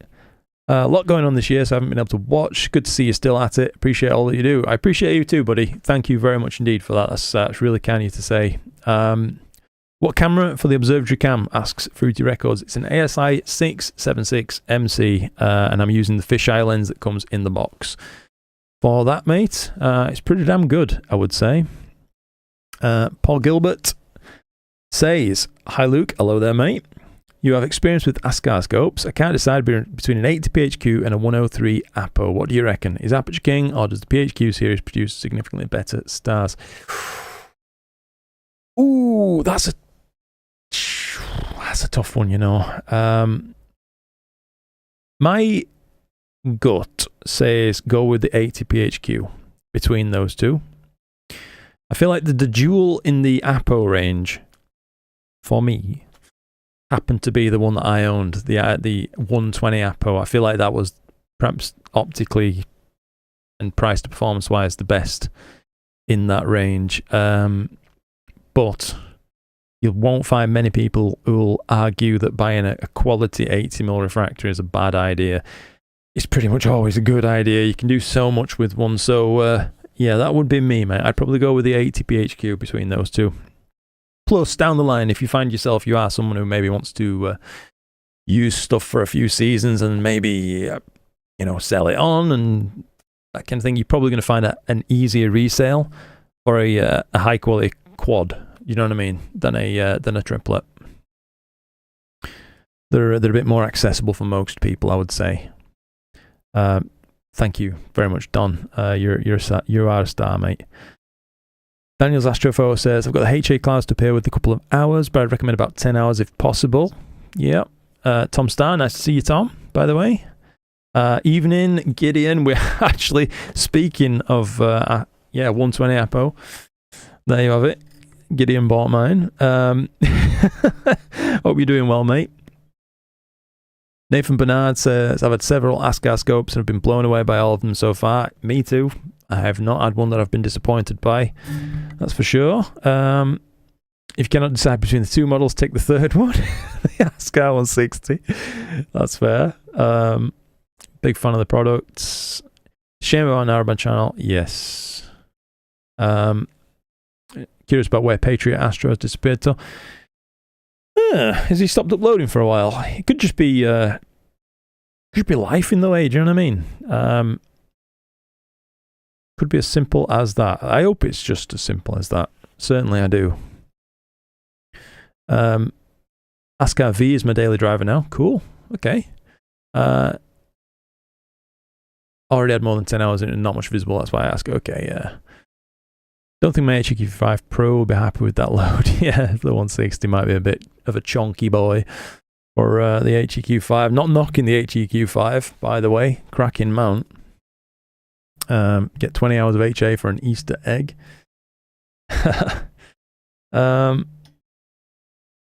Let's see. Problem in Norway is that although you can take photos around the clock, subjects are very limited and you have to have these distracting, colourful clouds in the sky. Damn those colourful clouds. Yeah, I'll tell you what, I felt so lucky the other year that we got the activity that we got and we were able to see the Northern Lights. The way they displayed, my word, that was just awe-inspiring. It really, really was. I remember I were enjoying it so much. I was freezing, but I was like, yeah, nah, I'm not going in. There's no possible way. So I was kind of setting myself up on the lawn in a fishing bed. I don't know if you've seen them, like a fishing bed chair. They've usually got like a sleeping bag kind of thing attached, and I'm like tucked up in this sleeping bag, just kind of cold as shit, and watching the aurora. Well worth it. I'm glad I did, to be honest. But yeah, that's been my TED talk. I'm trying to imagine. I imagine you probably would get sick of it if you lived in Norway and you see it all the time. But especially if you're getting in the way of your other nocturnal pastimes. But it's hard to be annoyed when something's as beautiful as that is. It's finally clear. Good stuff, Daniel. Just finished processing my M33 in luminance.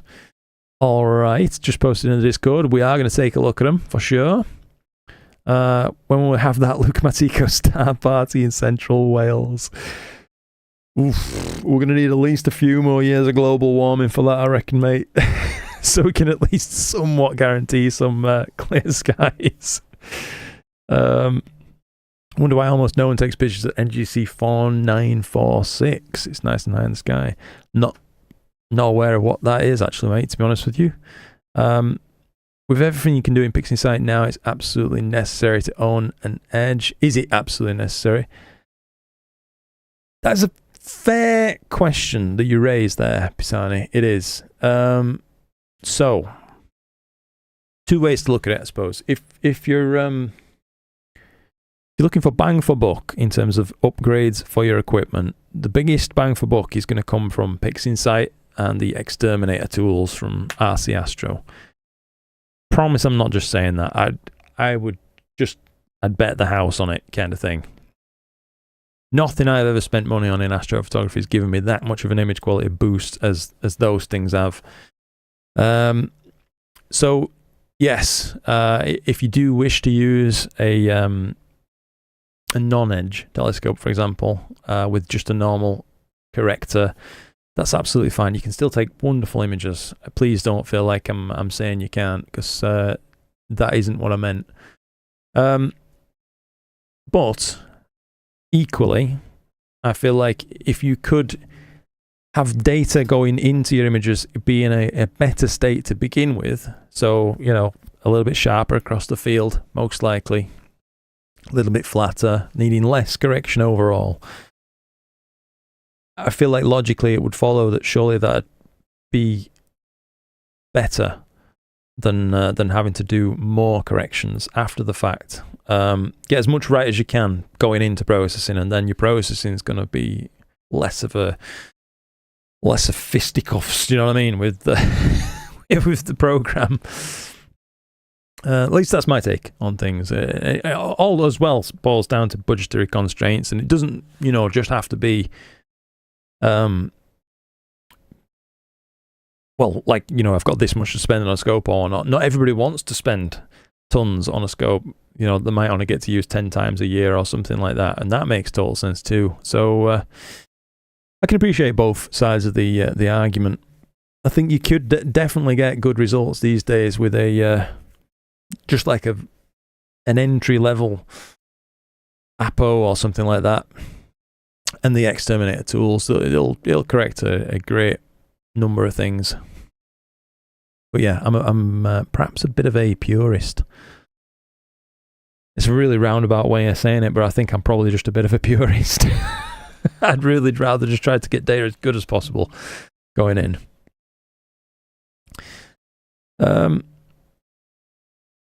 Let's see, what have we got now? M33, good question by the way, Pisani. M33 is a nice object for the Dwarf 3. It's fun to watch the arms grow in the life stack. Yeah, had so much fun, a warm night, and music. Brilliant. Glad to hear it, mate. Edward Emerson Bernard, my long lost relative. Incredible. I'll have to write that down, mate, and research that. Hang on. Let me just think about getting the trusty the notepad and pen on the go.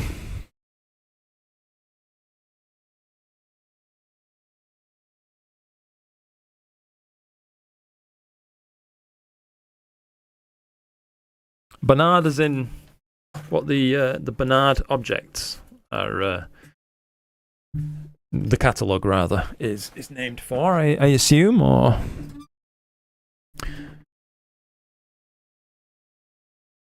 Yeah, let's just catch up. Ben has passed away. Very sadly, yes. Absolutely terrible. Cyril here from Canada. Nice to see you, Cyril. Thank you for coming and spending some time with us, mate. I appreciate it. Hopefully you're having some wonderful Canadian weather right now. You know, my mum and dad, they used to...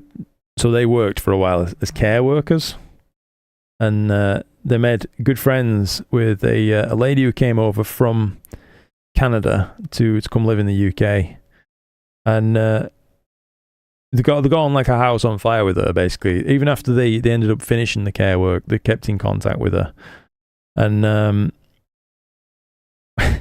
she had not much good to say about Canadian weather, to be honest with you. I remember she was telling us, like, I think she used to live in Winnipeg. She was saying it got to like plus 40 in the summer and then like minus 40 in the winter, and uncomfortable the whole time, pretty much is what we got from her. So yeah, I may jest about the Canadian weather sometimes, but I certainly don't envy that. At least here in the UK it's relatively mild pretty much all the time. Sorry if I'm like looking away. I'm just trying to check in on my ASI Air rig. It seems we're having an oddity, which is odd, as I've just said, being that it's an oddity, but it's super odd because I've usually found the ASI Air rig to be completely infallible. Really quite strange. Anyway, I'll reset that and off we go once more. Random Canada link backstory there for Cyril. Finished streaming the Sun a few hours ago. Nice one, mate. Saw this notification, but finally got to jump on. Good stuff. I'm glad to have you here, mate. A lot of new features for creators coming out on YouTube. Yes, there are some interesting features coming out. I think there's now a hype button that you can click, which you get like 3 hypes per month or something like that. Not entirely sure how it categorizes those out though. Bit of a weird one, but that's a new feature that I saw. Not sure what other stuff's been added at the minute. I had a live stream of a partial lunar eclipse / wolf moon, I think. Oh, it was bigger than my April solar eclipse video. Oh, it's funny what gets views sometimes. It is. Yeah, it's very, very odd, mate, sometimes. No hardcore drinks tonight, Luke. No, mate, sadly not. It's been water all day. I went down a YouTube rabbit hole, basically, looking into common sweeteners and things like that you'd find in your drinks. And influenced as I am, decided I'm going to step away for a bit from sweeteners and sugar and stuff like that, I think. And I say that after literally being drinking Pepsi Max on the last live stream. But yeah, that's just one more of those random things that I get up to. What's going on is that the Pac-Man, it's not, mate. Wild Weedle, by the way, hello there and welcome. This is the Northern Triffid, is what we're looking at right now. It's looking interesting, I think. An interesting little target. Not something I've ever shot before. Oh, thank you, Brody, mate. That's very, very kind of you. Thanks, Luke, for all you do. Thank you, mate, for all your hard work moderating as well. I do appreciate it. And Stan, of course. Astro Life gives us a wave. Hello there, mate. Nice to see you. Good to come and spend some time. Whatever happened to Pete's cam? Honestly, mate, I've rebooted it today to try to reconnect, and yet, yeah, that's what we get. Still black screen, unfortunately. Now, if I try to get up, let me just fire up the app and see if I can manually connect to it this way. I'm hoping that it's just broken its connection into my OBS, basically, but No, we don't want the update. Oh, here we are. Yeah, we got it on. Pete's cam. So it is on. And there she blows. Do you know what I mean? It's just it's lost its connection then. That's good to see. I'm glad the camera's not dead or anything like that. Although it looks a bit noisy, I will say that. But yeah, there's Pete's cam. It's still alive, thankfully. Also enjoyed the Galileo video, waiting for the next one. Good to hear it, mate. Yeah, really, really glad to hear that. I'd love to, I would love to make more stuff like that, basically, because, as I said, I think I noted this in like a community post or something like that. I sometimes feel a little bit trapped by the whole astrophotography, particularly sphere. For the reasons aforementioned in the stream, you know, you're really waiting on good weather and, well, consistent good weather for a while, and also for everything else to be aligned at the same time, that you make sure your equipment's all going to be okay and whatnot. It's just a bit, feels like building a career on slightly unsteady grounds in a way, whereas something like history, it's very much established, isn't it? You know, you can go over these things and do retellings and whatnot, learn about these subjects and share them. You're unlikely to have the rug pulled out from underneath you, though, by something going wrong there. It's beginning, it's so well established. You enjoyed it as well, Daniel. That's really cool to hear, mate. Rose, nice to see you, Rosine.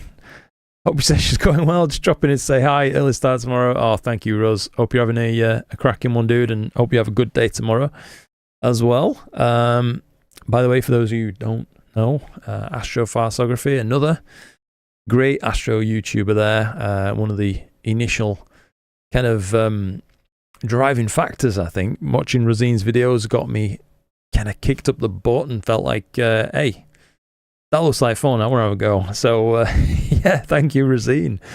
I really, really enjoy your videos, buddy. Have a good night, everyone. Says Ushi. Thank you, mate. Appreciate that. Not actually my relative, but he is in spirit. Fair enough. You could have just said he's my relative and I've been like, nice. But yeah, I dragged my body to bed. I have to do that too soon. It's 1:09 a.m. Oh, had a hard day at work. Yeah, it's only 12:15 for me right now. I think hype is specifically for smaller channels under 200k or something. It's where promoting the algorithm to push the video. Yeah, it's a weird one, the hype thing. So I tried looking into it, and apparently there's like a hype leaderboard that you've got to get on in order for your videos to appear in the hype category. Otherwise, it's just, yeah, people might be just wasting the hypes kind of thing, which would suck, given that they've only got like 3 per month. Sorab, nice to see you, mate. It's always a pleasure. Joining after a long time. How's it going? What's tonight's target? So we're shooting the Northern Trifid on the Edge HD 11. We are shooting Andromeda on the SQA 106 with the full frame camera as well on that. And then finally, it's not on screen right now, so I can't show you, but the Heart and the Soul Nebula through the SQA 55 on the AM3 mount. So yeah, it's all going on basically tonight, mate. It's all going on. I hope you've been well, buddy. Pedro says, enjoy the stream, guys. Time to rest. Enjoy your rest. Pedro, I'll watch the rest later tomorrow. See you next time. See you next time, buddy. Thank you. Let's just see. Petty's calling. Says Derry. Fair enough, Derry. Gonna pack down and get some sleep. Good on you, mate. Yeah. Thank you for coming and spending some time, Derry. As always, mate. This was 2 weeks ago. I was sitting in Milan. Says Andy, drinking Zacata. Ooh, nice. For the Monza F1. Highly recommended alcohol drink. Can I be really boring and tell you that I haven't drank any alcohol in?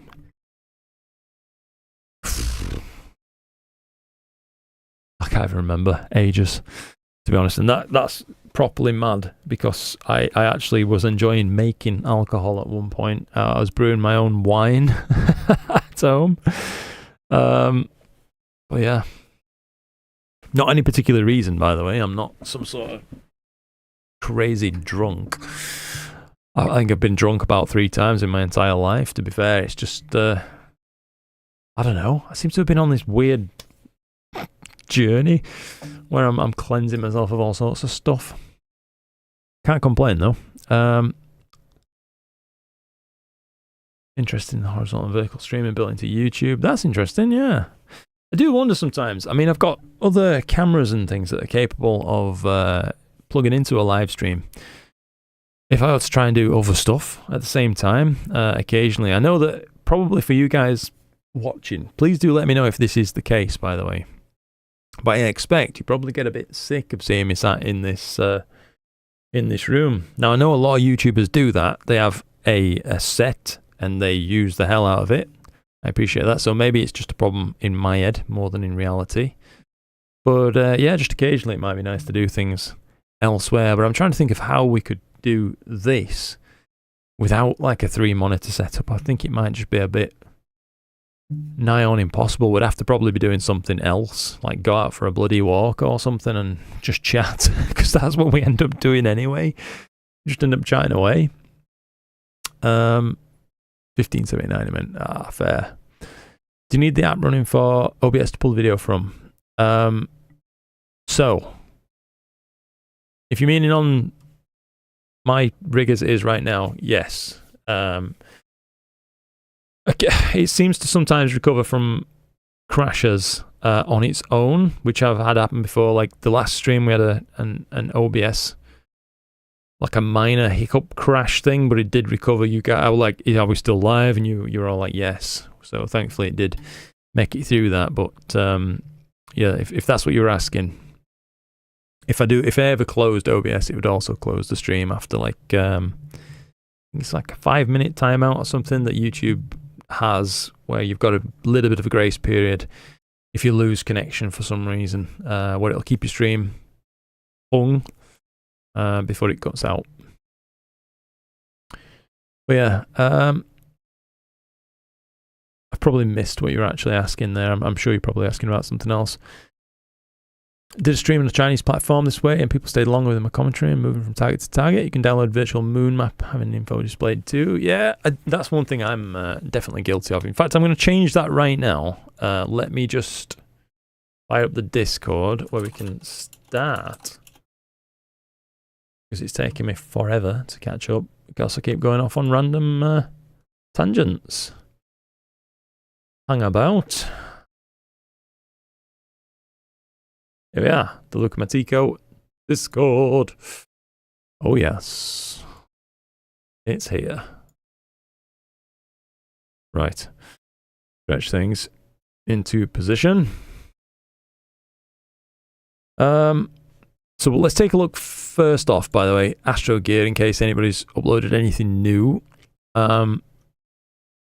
Here we are, this is my place. So Fruity Records. Yes. Okay, mate. I love the. Is that the Pulsar dome? I think it's a Pulsar. Looking at that thing with the shuttered top too. Excellent. I like that, mate. The noble dwarf as well, right in front of it. Good on ya. You gotta love that. Oops, nearly missing stuff here. All good. 2 sessions this week. Looking forward to processing that. Super. Glad to hear that, Rose. Going through my archive data and I seem to not have my data library anymore, which is concerning. Yeah.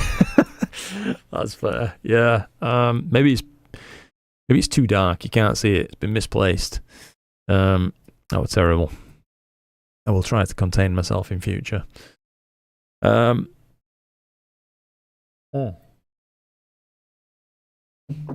Congratulations on catching on the stream. Almost spoke too soon there, Lubo. I'm nearly there, buddy. I'm nearly there. Anyone here own a StarAdventure GTI mount? I do have one, yeah. I think it's the StarAdventure GTI. I haven't used it in a while, but yeah, maybe I can answer a question about it. I'm a little bit rusty with it now, though, I'd say. Similar issue here, just too lazy to be bothered to shoot a data library. Well, I'm in the happy position where I'm currently not using any cameras that need darks, so yeah, it'll be what it'll be. I'm just leaving it at that, basically. We are still live, are we not? Because it's crazy, we were just talking about crashes, and my YouTube streaming side of things has just had a bit of a fart, it would seem.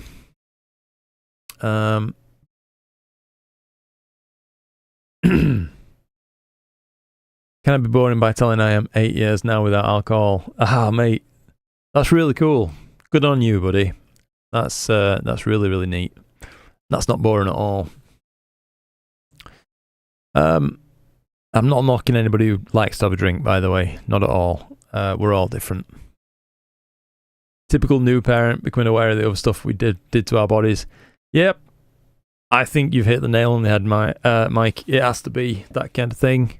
Like I was talking about just recently as well, I know I nearly slipped down the rabbit hole of getting myself a motorbike at some point again, and I was seriously thinking about it, but I just thought, hang on, I'm being really selfish there, because yeah, I would love to have a motorbike again and be able to go riding, but I think making sure I'm, making my best effort to be present for my son is a slightly higher priority, of course, rather than me having some fun. So yeah, that was another thing where I was just like, suddenly become a little bit more aware of your own mortality. It's probably why I've been on the health kick all in. Like I mentioned a little bit earlier on when I was talking about making sure I'm making very healthy meals and stuff, home cooked meals every single day without fail, that kind of thing. Whereas before, you know what I mean, I might let it slip a little bit. Not gonna lie, that's for absolutely sure. Cannot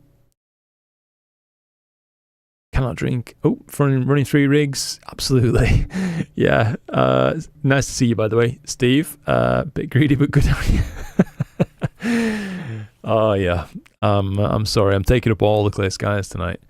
Cannot drink alcohol right now. I got scratched by a questionable cat, so I went for a vaccine. And the doctor said I cannot drink alcohol with this vaccine. Don't mind that, but I can't drink coffee too. Well, that's just terrible. Yeah, I'm not quitting coffee. People that are, yeah, absolutely. Like Stan says, you have to turn off auto end stream if that's on and it crashes the stream after about 15 seconds. Ah, okay. Yeah, that's really too short, isn't it? Rose says, I reckon you're overthinking the set thing, mate. These streams are nice because we can see the rig and have a chat. It's like a real-time forum, so the sets. That's good to know, Rose. Yeah, thank you. I did wonder a bit if it is just me overthinking it, because when I think from my own perspective, like let's say other YouTubers that I watch, I don't give a shit if they've got a set, to be honest with you. That's not why I'm watching. So yeah, I suppose you're absolutely right. That said, it probably would be more interesting if I was out and about a bit more, but it's also just not that realistic for me at the minute, to be fair. I like to be nearby. With auto end on, it'll stay active for longer than 5 minutes, I believe. Ah, okay, that's good to know. I hope I don't have to find out the hard way one day, but yeah. Don't know if both mounts work the same. I control the GTI with the smartphone app. Impression it stops tracking when the phone loses WLAN connection to the mount. Interesting. You could probably find out by just snapping some 60-second subs, or maybe even listening to the mount and turn off Wi-Fi on your phone at the same time and just see, does it stop or does it keep going? Mine certainly did keep going when it lost connection to the phone, the Skywatcher SynScan app thing, whatever the heck it was. But yeah, don't get as many people on my streams that often. Summer is rough. Cloudy skies, not a lot to look at. Yeah. Still live. Thank you guys. Yeah, no, you're not live. Bugger. Yeah, no.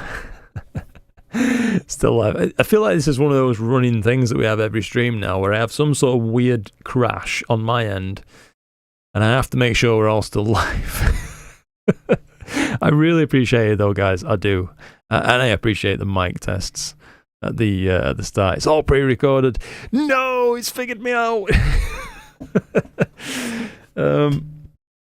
Probably have good skies for other things. Trying to get more tracking in the ISS. Want to get some rocket launch tracking. That's cool. Thank you, Daniel, as well. I own a GTI mount, rebuilt it, been flawless with a few tweaks to it. Good stuff. 23 years dry. Blimey, Sean. Good on you, mate. Yeah. Good on you. Good choice, Ari the motorbike. I wonder if FPV drone flying could fill a bit of that feel. That's a good question, you know. I've got a decent drone. I've got a DJI Air 3. And I know that I could get the FPV goggles for it to give that a go. And maybe it would, you know. Maybe it would be something a bit cool. I've gone down all sorts of weird chuffing paths of stuff that you could potentially do. Bizarrely enough, I even considered briefly paramotoring for a while, but I don't know. I got like interested enough that I was also looking up the not so nice side of things, like mortality rates per 10,000, that kind of thing. And it was good, actually. It didn't look like that dangerous of a pastime, but you are ultimately, well, entrusting your life to some nylon, which maybe isn't the best when you think about it. But yeah, probably still safer than a motorbike. Just fun hanging out and chatting. Yeah. I'm glad to hear that, guys. I mean, that's what I feel like. Obviously, I have a load of fun just chatting to you guys. I mean, over time, I do see, of course, my YouTube stream will like go up and then it'll peak and then it'll go down for a while.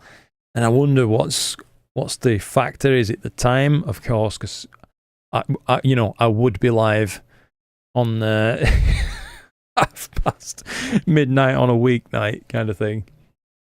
But yeah, it's one of those things. I'm very much an overthinker. So I quiz myself a lot about stuff like that. I'm wondering if it's usually me that's causing stuff to drop off or whatnot. Radio voice could be. You never know when radio voice just slips in there for a moment, Lubo. Just enjoying chilling out and chatting. Good stuff, yeah. Well, I'm glad. Genuinely, I am glad to hear that you enjoy it. Right, mate, time to get some sleep. Been fixing the car for the second channel. Oh, damn. That's awesome, Ruz. There's MOT first thing. Enjoy the clear skies and data acquisition. Thank you, Ruz. And good luck for the MOT, mate. I'm sure it will pass with flying colours. Awesome stuff. Luke Mantico, I asked because the tracking did not work most of my imaging session. Okay. That is really weird then. Certainly something to test, like, live there and then if you can, I suppose. I think mine, from memory, when I would set it off into tracking mode, it would then continue to track until I asked it to not, regardless of whatever happened to the phone's connection to the mount. Too many prescription drugs, that's absolutely fair, mate, yeah. Celebrating my birthday, watching Luca Matico. James, happy birthday, mate. Happy birthday, indeed. Hopefully you got yourself something nice. You know what I'm saying? No paragliding, please. Yeah. I know. I should really rein it in a bit for sure. You know, I look at things like that, and I do, and I'm not like joking around. I'm being serious. I was thinking about it at one point, but then I do just think to myself, well, I'm someone who can have a great time in my armchair, so do I need to really risk it kind of thing? No, I probably don't. So yeah, it's not like I'm, you know, an adrenaline junkie, and I can't be happy unless I'm snowboarding down the side of a bloody mountain or something. I'm having a great time now, literally from my chair, just talking to you guys. So yeah, don't need to do naughty. FPV drone with or without explosive. Oh crikey! Well, that depends. That depends on the next few days with Russia, I suppose, whether we're going to need to learn how to fly drones. But yeah, I saw a video the other day of a gun that flies a small ultralight plane. A guy that flies a small ultralight plane, motors a Polestar. Mate, I might have seen the same video. Were he barefoot by any chance? Because if he was, it's the same bloody video I saw. Yeah, that thing looked absolutely crazy. It was so light you didn't need a license as well, whatever he was as well. Did you see what happened to Queeve with paragliding? Yes, that's also very sobering. Absolutely it is. I have to go to work. We'll keep listening. Well, I hope you enjoy your day at work, Lubo. I do, and I don't know if you are affected by it, but my word, mate, I was sorry to see what's going on with the incredible storm that's been hitting your neck of the woods. I'm in Luke's Discord channel as Ossis. Got you. Feel free to shoot me a message. Got you. Is that for the help with the mount? Just the algorithm playing mind games. Yeah. Again, I think you probably hit the nail on the head, Mike. Thank you to whoever gifted me a membership. Says James. We had a couple of gifted memberships tonight, actually. Yeah. Only here because I'm on late shift this week. Would be on an early shift. I would have to get up in 3 hours. Crikey. Yeah. Well, I'm glad you're here, mate. All the same, I am. I hope you're enjoying your time. I am caught up, by the way. What's all this about? I forgot what his paragliding channel was called. Steve's the reason I brought it up. He's doing much better at last I saw his video. That's good to hear. Someone I assume having a bit of a paragliding spill. It is dangerous, isn't it? Yeah, it is. I would into, well, I still like it, but I don't do it as much as I perhaps would like to. Power kiting. Do you know what I mean? With multi-line controllable power kites. A lot of the area around us is quite built up, so the air is not very laminar. It's really blustery, so it's a bit hair-raising if you're trying to fly your power kite in windy conditions, because it can unexpectedly really just like take you off your feet. But I've taken it to a beach and stuff before, and to areas like more open fields, etc., where you get good laminar airflow, and it's a load of fun. I don't know what it is, just feel that invisible force dragging you. That's fun. You don't even need a particularly big kite as well if you go out in high winds. But yeah, another bit of fun. That is indeed overmounted. That's a Crocodile Dundee moment if ever I've seen it. That's not a mount. Cake is always the first thing anybody notices. Oh yeah, I remember seeing it from Tiffany. I think it's Tiffany. Her images that she shared a bit higher up. R-Tube, my two setups, a very big 10-inch f4 Newt, f3.6 corrected, and a very small 58mm lens. Haven't got the Newt out yet, as I'm still waiting for some better seeing. Fair play, mate. Yeah. Looks good on the mount. It does indeed. I like the backyard shot. Gotta say it. I do indeed. And I like the dog. I think that looks like a pretty damn good vibe, to be honest. Chilling out on that couch, waiting for some clear skies, patting your dog. You're living life, good sir. You're on a good one.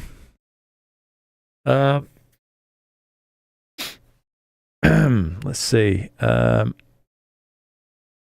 was it, around £200? I forgot who it was.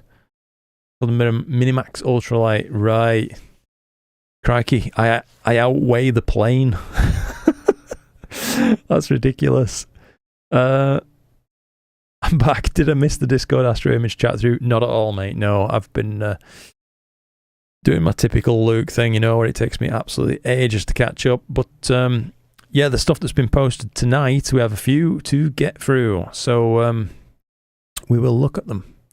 Starting with Genevieve, who has posted M31's car. The first planned mosaic.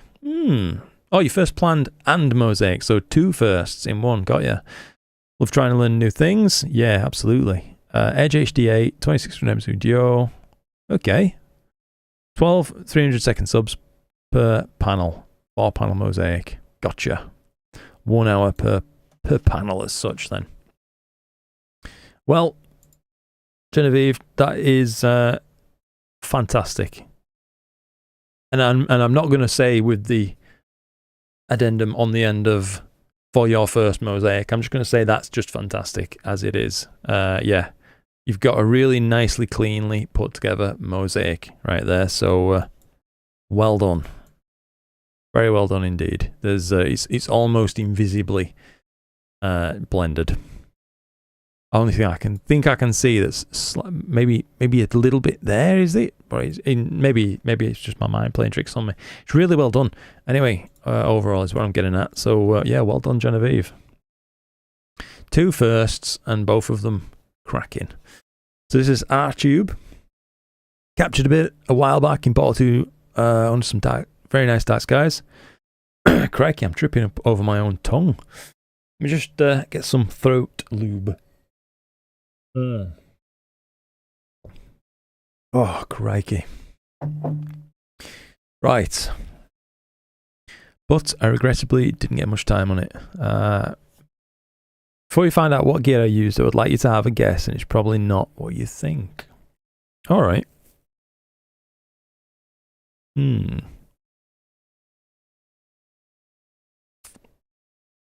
Okay.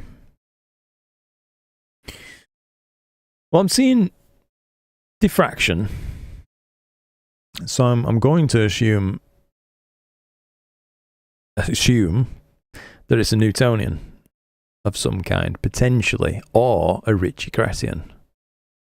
That's my gut feeling. Now, the things that would make me think it was a Newtonian rather than a Ritchie-Chrétien is the shadowed dispersion around some of those. We're getting interrupted by PhD apparently. Oh yeah, that doesn't look good. Yeah, the shadowed dispersion. So little notch just cut out, because usually a Ritchie-Chrétien has a masked primary mirror and you don't get that kind of thing. Or it's 2 different sessions of data from a nice clean Newtonian or Ritchie-Chrétien with 2 slightly different rotations that have crept in. I can't decide. I think you've taken it with a 200mm f4 Newtonian and 585 camera. That's my guess. A 10-inch f4 0.3 go-to Dob. Okay, with a 585, so pretty close. Pretty close. Let me just sort out my PhD, because it's, well, obviously it's playing up, it would be. Right. It looks like session might be at a close for the astrophotography side of things, unless it's just a passing cloud or 2. Just bear with me 1 second, ladies and gentlemen. I hit stop on that sequence for now, so that can just sit there. Let's just take a look at the sky for a moment before we get back onto the Discord.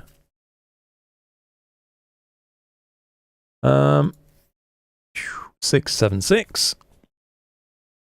Give it to me. Let's see what we're dealing with. Hopefully not a great dirty rain cloud or something like that. That'd just be absolutely classic, wouldn't it? Oh no, it's just a few growlers, I suppose, passing through. We'll wait it out and see what comes of it. But yeah, that's look at the amount of light pollution, by the way, that we're dealing with. They are glowing. Absolutely ridiculous. Noctilucent clouds, but not the right kind of noctilucent cloud. But anyway, I digress. I don't think I made a bad guess there, but I didn't get it correct that it was Dobsonian mounted. That's really interesting, by the way. You've done that an hour's data using 2-second subs. So 1800 2-second subs. Very interesting. Yeah. You've done a wonderful image there, buddy. Love to see it. I used to enjoy flying stunt kites. Nothing big really. Around here we get people doing kite surfing. That looks like fun. Yes, some of the beaches, well, at least in North Yorkshire's coastline, some of them are suitable for that kind of thing. Some big flat buggers. I used to do land power kiting. Had a land board and topped out 40 mile an hour. Holy hell. Using a 12-meter ozone. Oh, with the D-power bar, yeah. I'll bet you would need a D-power bar with that size wing. Holy moly. Jeez, mate. My kite's only like, I think 3.2 meters or something like that. And, well, as you'll know, with enough wind, that can lift you off the ground. That's you. Yes, it was. Really well done there, Genevieve. Object always reminds me of the Ghibli movie, The Castle in the Sky. You know what? I haven't seen any Ghibli movies. Chloe has, but I've not watched them. Would you recommend them? In the PhD 2 staff, alien bong freaks me out. Hang on, I definitely don't want to be causing your PhD D2 PTSD or something like that. Not to make light of PTSD, but you know what I mean. Here we are. That should be quiet now. Do you need Pete's Cam app open for OBS to pull the video from? No, Stan. I had it separate so that it would have always pulled with the app closed. But yeah, very odd how it won't do it now. I perhaps just need to refresh its IP address or something like that, I suppose. I remember first time getting it set up were alright, paying it neck, to be fair. To be honest, Stan. But yeah. Oh dear me. More than one PhD. The second one's kicking off now. Ah! Very sorry. There's Andromeda, by the way, in the guide scope. Right. Let's let that crack on. Hearing your wake up alarm ringtone in the wild to someone else's call ringtone. Good evening / morning, Kieran. How's it going, mate? Nice to see you. Hope you're doing well. I'm doing absolutely A-okay at this point in time. Feeling a bit flattened, but yeah, we're doing all right. Matt Draxler, good to see you, by the way. Matt as well. Just got home. Can you recap everything I've missed? Just kidding. I'll recap it for you after the stream ends, mate. Yeah. Nah, it's good to see you, Matt. Rain will be more fatal than clouds. Last time I woke up, it was always a bush twilight. At least I had a filter on and did not lose images. Good stuff. Brody's. Oh, Brody. Brody. So this was the shot we were talking about, wasn't it? Last live stream. Damn. The D5300. Evo Star 72. Gosh damn. UV IR cut filter and Orion field flattener. Oh, mate. And you've done this with Nina PhD Cyril. Okay. So no pics in sight as well. You've done an absolutely cracking job there, Brody. I don't know if you're still in chat, buddy, but if you do see this, yeah, really, really well done. Yeah, you've put in a massively impressive showing there. So, super stuff, mate. Super duper stuff. What's a good setup for an all-sky camera? Some of the ZWO cameras that you can buy these days, mate, come with fisheye lenses in the box kind of thing. I would recommend, if you have the chance, to get one that's one-shot colour. In particular, I do like seeing the night sky in colour, and you never know when it might be a bit of fun as well. If you live somewhere you can occasionally see northern lights, for example, that might be a good time to use it. But if you've got a one-shot colour one, it can also easily double duty then as a grab-and-go planetary camera. It means you get a bit more out of it for your money. A lot of the cameras that come with the fisheye lenses now also offer square sensors, which makes the most of the lens too, I think. So positioning and rotation is no longer critical. Took me 2 days to process. Yeah, no, it's beautiful. Really, really well done, Brody. I think you've done an absolutely bang-up job on that.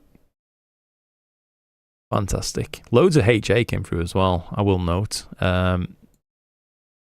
Is your D5300 Astro modified, or is it, you know, unmodified at that? Just standard.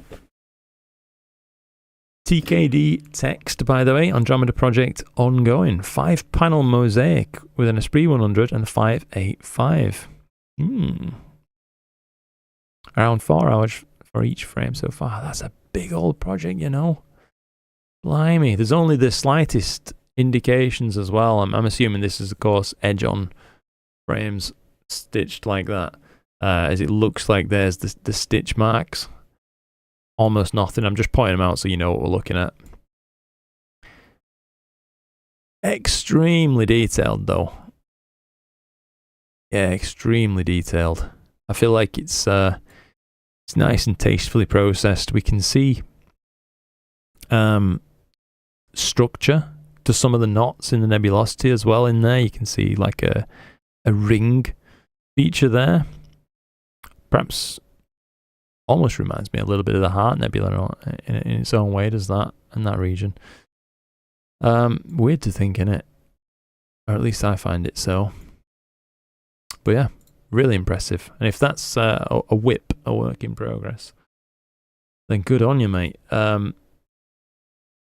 Think if you want to know, if you do see this, if you want to know what I would personally change, it looks like there's a bit of a cast to the background where it looks slightly blue tinged. So neutralizing that and just darkening it down a tiny bit while saturating more the body of the galaxy, I think would be preferable. So some regions, like around here, just for example, they can come out with a really beautiful bluish, purplish almost tinge to them, which I myself like.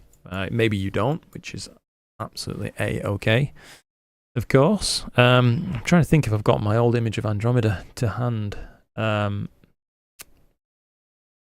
have got far, I would have thought. Just to show you what I'm talking about. I'm not trying to compare or anything like that. I literally just want to talk about the colour. I'll find it. Hang on. Just bear with me a tick.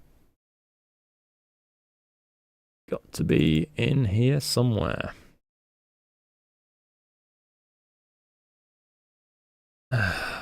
Where would I have put it?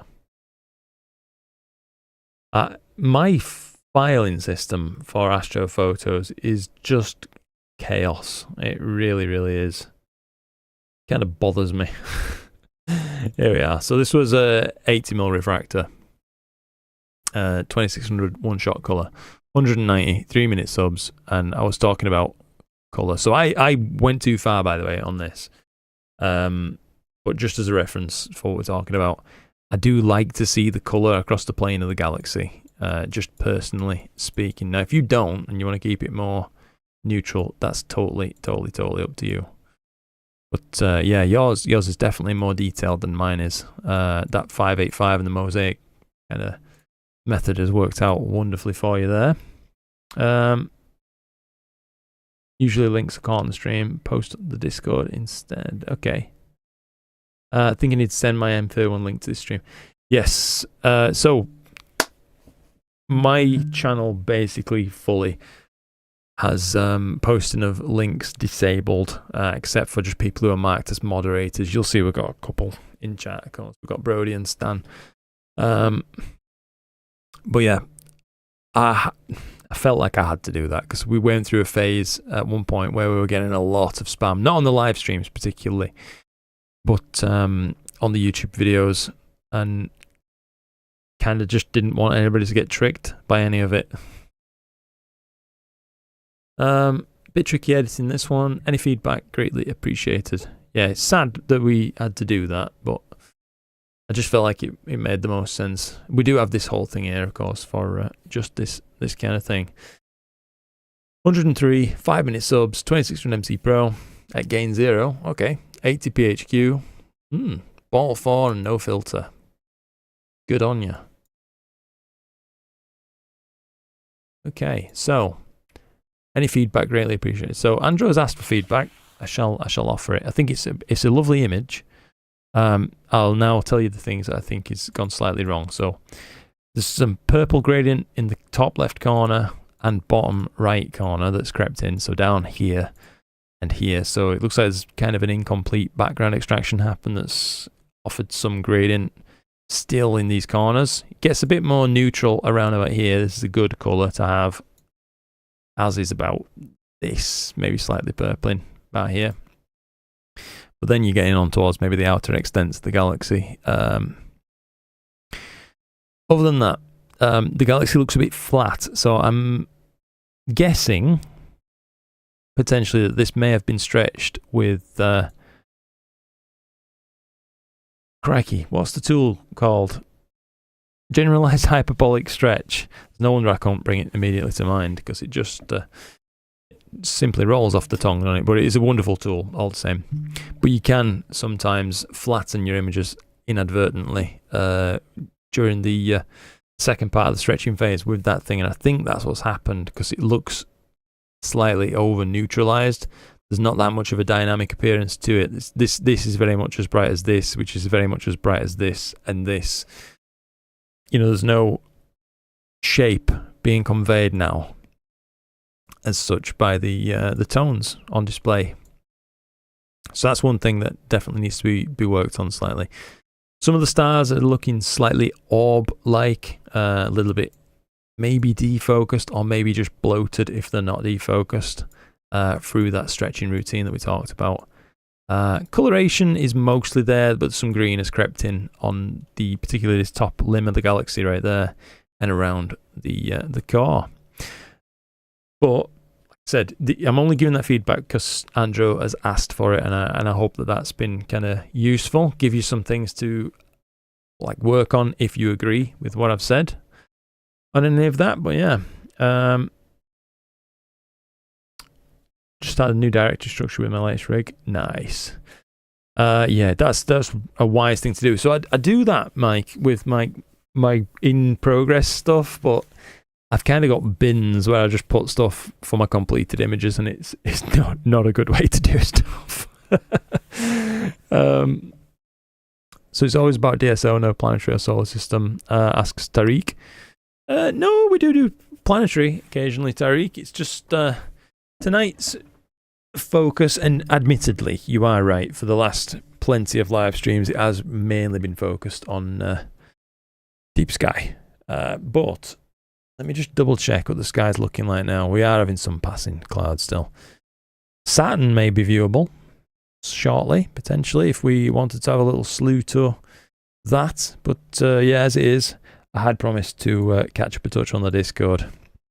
So that's what we're working through now. But it's on the cards that we could do that kind of thing. I want to send a link to this stream to my M31 buddies. Got you, mate. Yeah, I did misunderstand that for sure.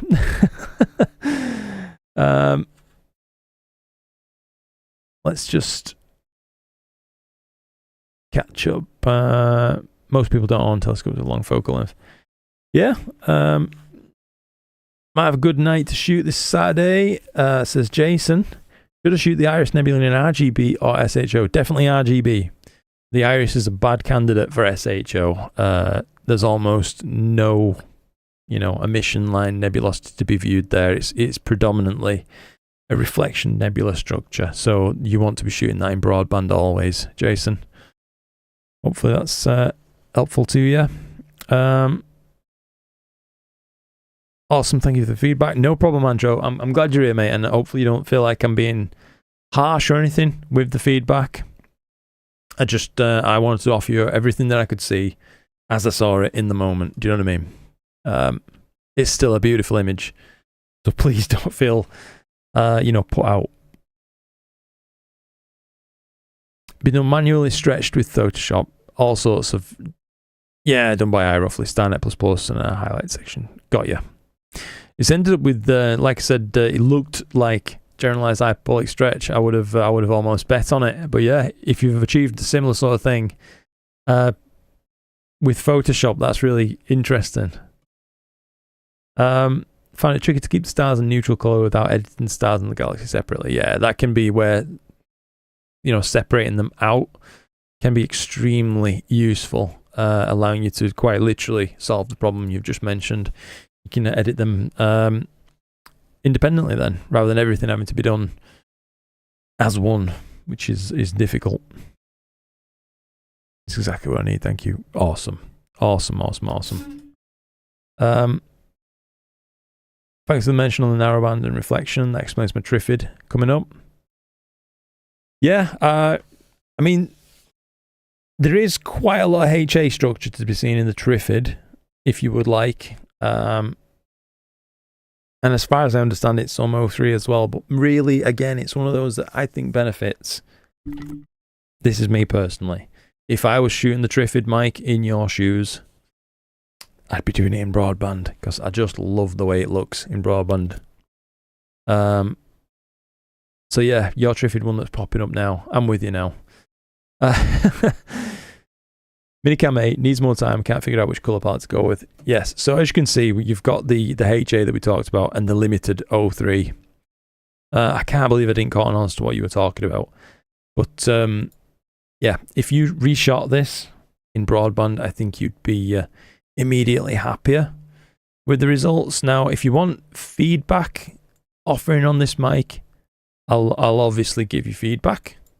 It's up to you. But yeah, I'll let you decide if you want feedback on that first, mate. Is there any other way to send you a photo other than Discord, says Pisani? Not really. Unfortunately, Discord is the best way to do it if possible. What focal length do you need for the planets? On the very low end, I would say 2,000 mils or so is about there. But if you keep going up, it can, you know, as long as your aperture's large enough, you can keep seeing more and more, generally speaking, if the night can offer more. Loads of M31 in the Discord tonight. All of them look great. They do, mate, yeah. I take back what I said. 5 meters is fine. Just looked at the other recordings, but then airtipping this is a problem. Yep. Should I use a narrowband filter for a wedding I'm shooting? Yes. Yeah, why not? Always appreciate the feedback. Need a lot more work done and time on it anyway. Okay. So if I were you, Mike, I would cut my losses on the narrowband approach. So you're only 30-second exposures in. Do you know what I mean? It's not much time to throw away. Rather than try to salvage this, I know it sounds brutal, but I would just reshoot in RGB. It's gonna give you a better end image. I really do feel that. Now, some more things have gone wrong during the processing. So the stars have been reduced to the point where there's not much difference between them. So there's like a few distinguishable steps. There's like very large stars, a few of those. Then there's like medium stars, and then everything else is all about the same size, which is obviously, you know, it's wrong. Something's gone wrong during processing at that point. Without knowing what you've actually done, I can't ascertain as to what. But the other thing that I'm noticing, there's some very strange artifacting around the diffraction spikes from your spider veins on your Newtonian. On every single vein, I'm seeing some kind of curvy, wavy action, and some of it's in the background too. So I'm assuming it's been passed through some kind of tool, perhaps in a non-linear state. So that is to say, it may have been passed over an AI-powered tool, could be BlurXTerminator or whatever, while the data has been stretched, and it's resulted in some oddities occurring. But yeah, I hope that's not too brutal, Mike, but I would just cut my losses on that one and go back to it with RGB. It doesn't even have to be LRGB, by the way. You can just treat it like, pretend like you're shooting narrowband again, but just do RGB. It will come out nicer. There's some strange spikes as well there. I don't know if it's in line with the spider veins. So it must be a spider vein, but the other three is missing. Strangely. Background's a bit bright too. So it's more like light grey than space grey, if you like. Hopefully that's useful, actionable feedback for you there, Mike. Like I say, I know it's a bit of a kick in the nuts when you have to restart something, but that, honestly, as a friend, I would say just, go after it in RGB. As a side note, the highlight, select, and mask on the natural stars is what caused the stars to look the way they did. Is it worth investing in PixInsight? Andrew, if it's within your budget, and, well, I will say time as well, to invest into actually learning PixInsight, because it does have a steep learning curve. I think it's absolutely fair to say that. Then I would absolutely say it is worth investing in PixInsight, and specifically the BlurXTerminator, NoiseXTerminator, StarXTerminator tools from Russell Chrome and Astro. It's a big old chunk of change. There's no getting around it, buddy. But I personally can just honestly tell you, I've never spent money in astrophotography that's got me as much image quality bang for buck, not even close, as those tools and that program. I couldn't possibly go back, I'll put it like that. Matthew, he was in the stream a little bit earlier. M31 taken from the Altair Astro 60 ED, 0.8 reducer, paired with 585 for 3 hours total. Processing Astro Pixel processor and Affinity Photo. Nice. He's obviously had to compress it a bit to get it up on the Discord, so we can see there's some compressional artifacts. But it's a nice shot, Matthew. Yeah. If you want some feedback, I'll offer it to you. I'm thinking background's a bit colourful, looks a bit Christmassy. I can see large scale colour model in RG and B, of course, happening, that looks to be separate to the compression that we're seeing. Obviously, there are some halos around brighter stars. That could be a result of slight achromatism being introduced by the reducer. Most likely, I would have said. But it could still possibly be tackled. There's a lot of star colour otherwise, and a lot of galaxy colour that I like. But there is a cast, I will say this as well, over most of the image. A slight green cast, which could be removed with SCNR. I can only see it on my monitor, I guess, because it is so bright and it is well calibrated. But yeah, that's what I would do.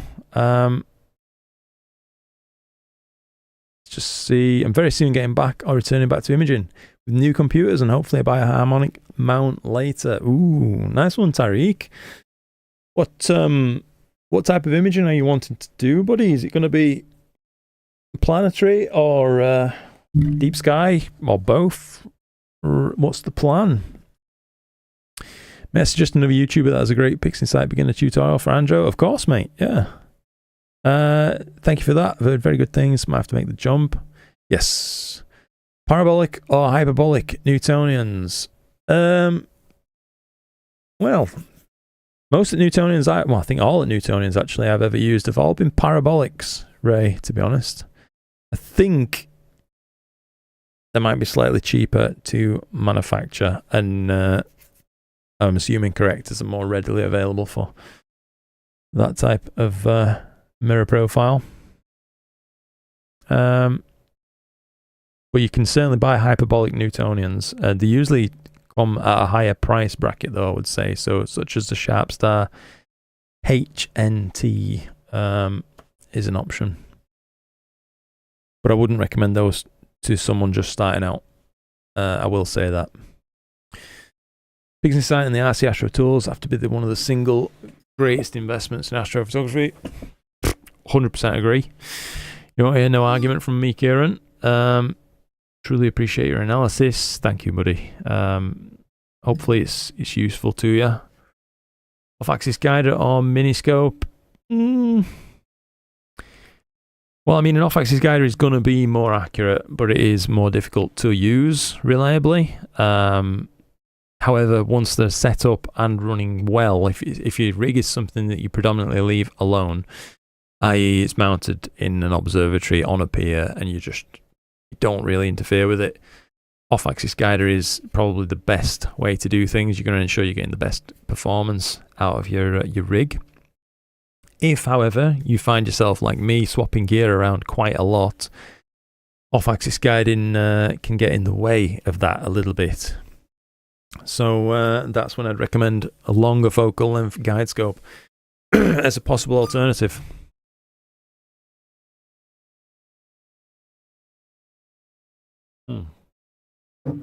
Posted that about 2 months ago, says Gil. Yeah, I'll check that out, buddy. If I can find that. Some brilliant images in the Discord tonight. Absolutely, mate. There always is, yeah. And as I always say, too, I really do appreciate people taking the time to post the results in the Discord so that we can analyze them and we can take a look and learn. It's a really valuable opportunity that we've afforded for ourselves, and it's only possible thanks to you. I also managed to get this on Tuesday night with the Edge 11 and L Ultimate. Beautiful. Absolutely tons of detail. Yeah, love that. Absolutely love it. The only feedback I can give you on that, Andy, and it's a really slight thing, mate, and it could just be down to our monitor calibration differences if you're here. Just a fraction of green has crept in across the whole thing, so it's looking slightly greenish rather than kind of 03 teal. And even in the background there, I'm seeing a very slight hint of green. But mate, it's almost, you know, it's almost perfect. It's really a lovely image. 07.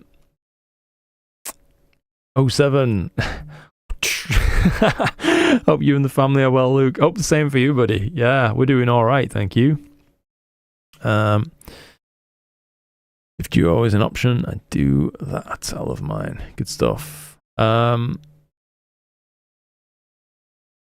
Queeve has a great tutorial. Yes, he does. Didn't want to step on any feet. Oh no, not at all, buddy. Not at all. Please, just, you know, if you think you can help someone by posting a link to anybody you like, you know, go for it. Well, not that you can post a link, but you can certainly recommend people, you know what I mean? Because link posting is banned, sadly. Let me just... Getting too late for me. Have a good night. Going to bed. See you. Good night, mate. It's been nice to spend some time with you. Hope you've enjoyed the stream.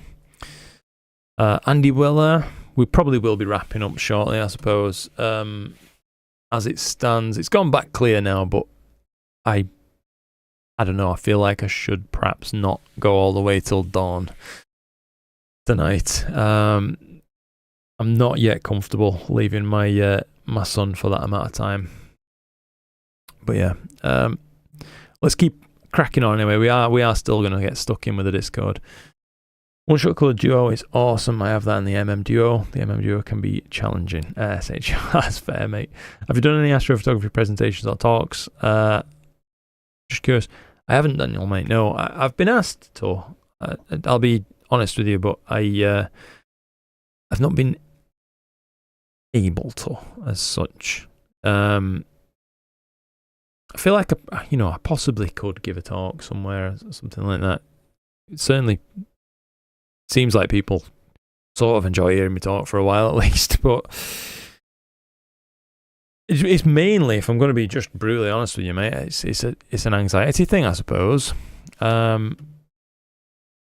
That's really it.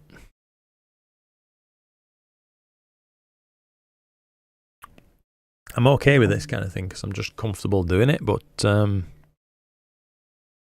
I feel like giving a talk at an Astro Club or something might place some other kind of feelings of responsibility or whatnot on me, which I don't feel like I have the available headspace bandwidth left for right now.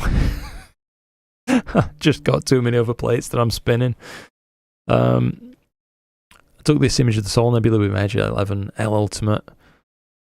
Ooh, Mate, I have to say, I just like looked at this while chatting, by the way, and glossed over. So this is another one from Andy.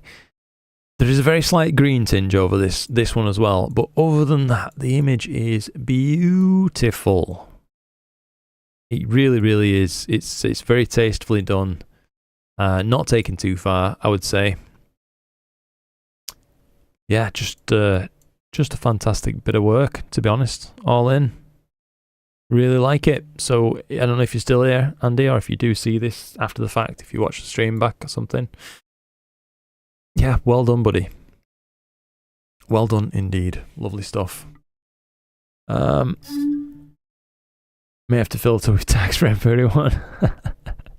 True. There is a lot, Mike. Speaking to other people is different when you see them looking at you. Yeah, it's a weird one. I don't feel like I'd be uncomfortable talking in front of people as such. It's more just, how can I put it? I feel like accepting to do a talk would be putting me in a position of almost, authority is probably the wrong word. But you kind of get the gist that I just don't feel like I deserve. Do you know what I mean? I'm just some dude in his hand-built observatory taking images and talking.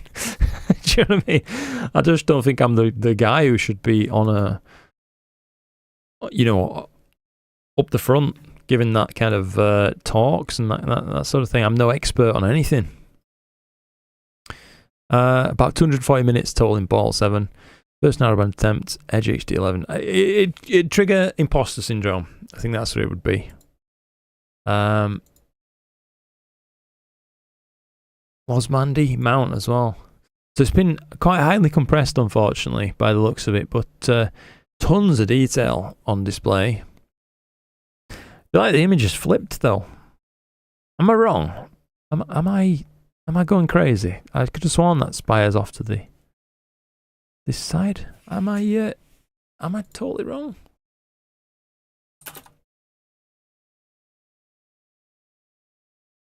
Yeah, it's tall to short. Interesting. Don't know how it's ended up flipped, but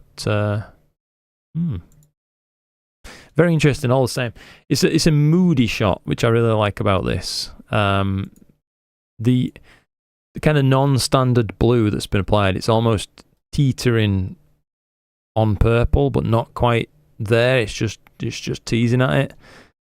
I actually quite like for this shot in context with the rest of what's been done. So yeah, I think the main things it could stand, of course, is some noise reduction. I think that would be one of the key things that'd help it stand out. I feel like there's a bit of an imposter syndrome. Yeah, that were absolutely it, mate. Yeah. Basically, it's too humble. Nah, you know what I mean, though. I just when you boil it down, I'm just some random guy. I've no formal education on astrophotography, of course, or astronomy at all. It's all just self-taught stuff, and so I feel like I'd probably have some well-earned imposter syndrome, perhaps. Trying to give a talk on such a subject. Yeah.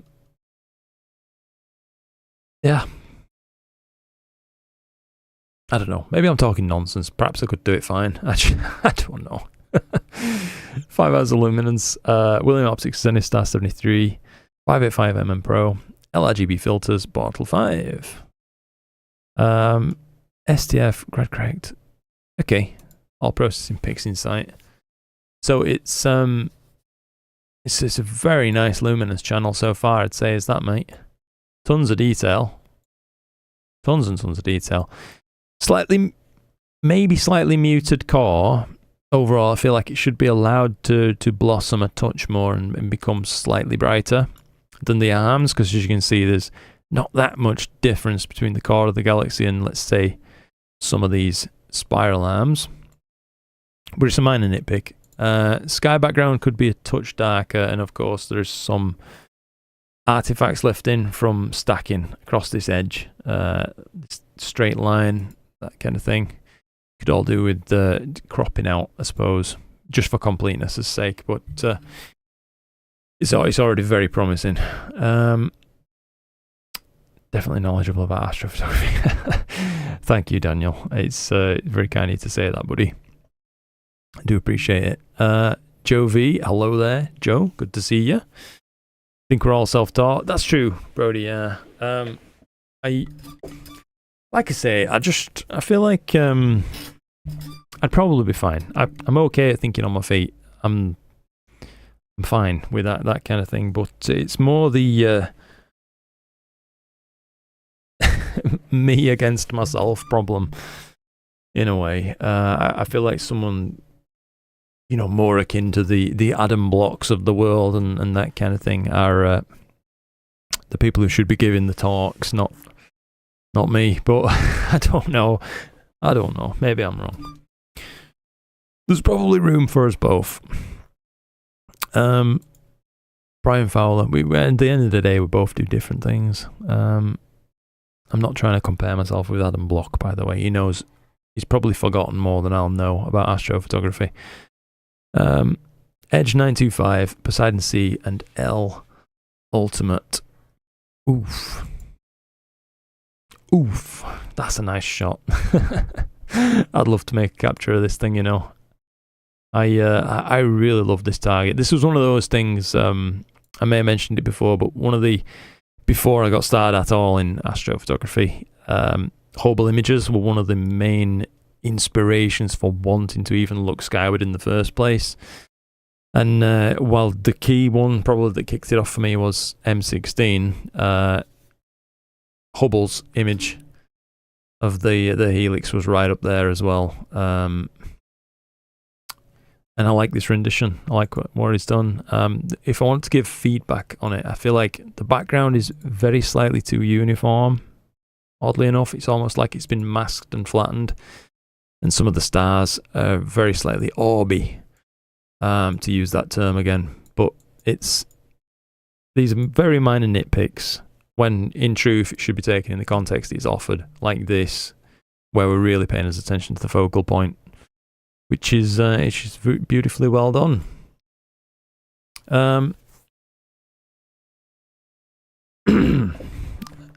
Jason says, I've been watching you for a while now. I can confidently say you don't give yourself enough credit. Thank you, Jason. And no problem, by the way, Daniel. No problem at all, buddy. Did you... NoiseXTerminator, quick curves, transformation. Okay.